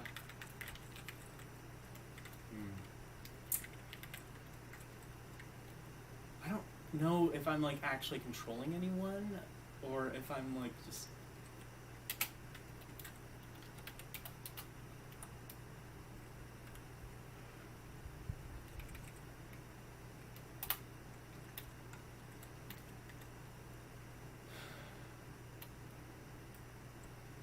nothing. Well, I think that's a good cue to end the stream. Thank you, ladies and germs, for coming. Welcome to your doom! Now you know why I am the way I am. Feel my pain. Daddy, I want Mega Man! Okay, gets Mega Man for DOS.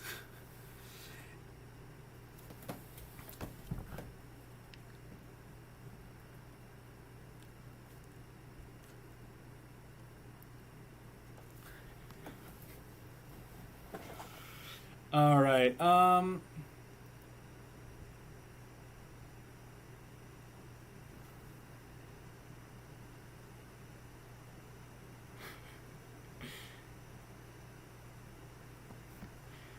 I will say that there has been more chat activity during this game than there has been the entire stream. And I blame that for the fact that this game is boring. Yeah. Yeah, same principle dire. Pickup from figures. You could move around on your own. Oh, okay.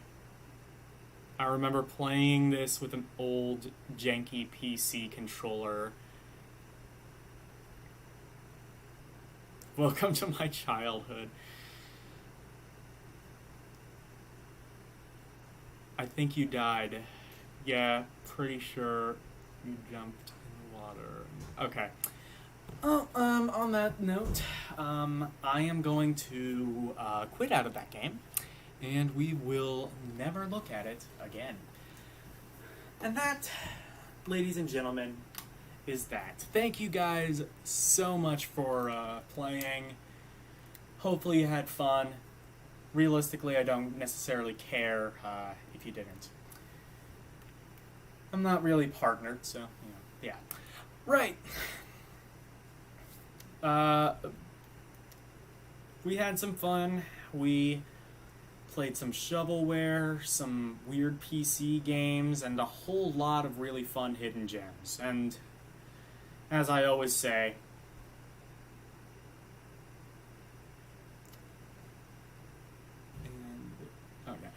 and as I always say, good night, and God fucking damn it.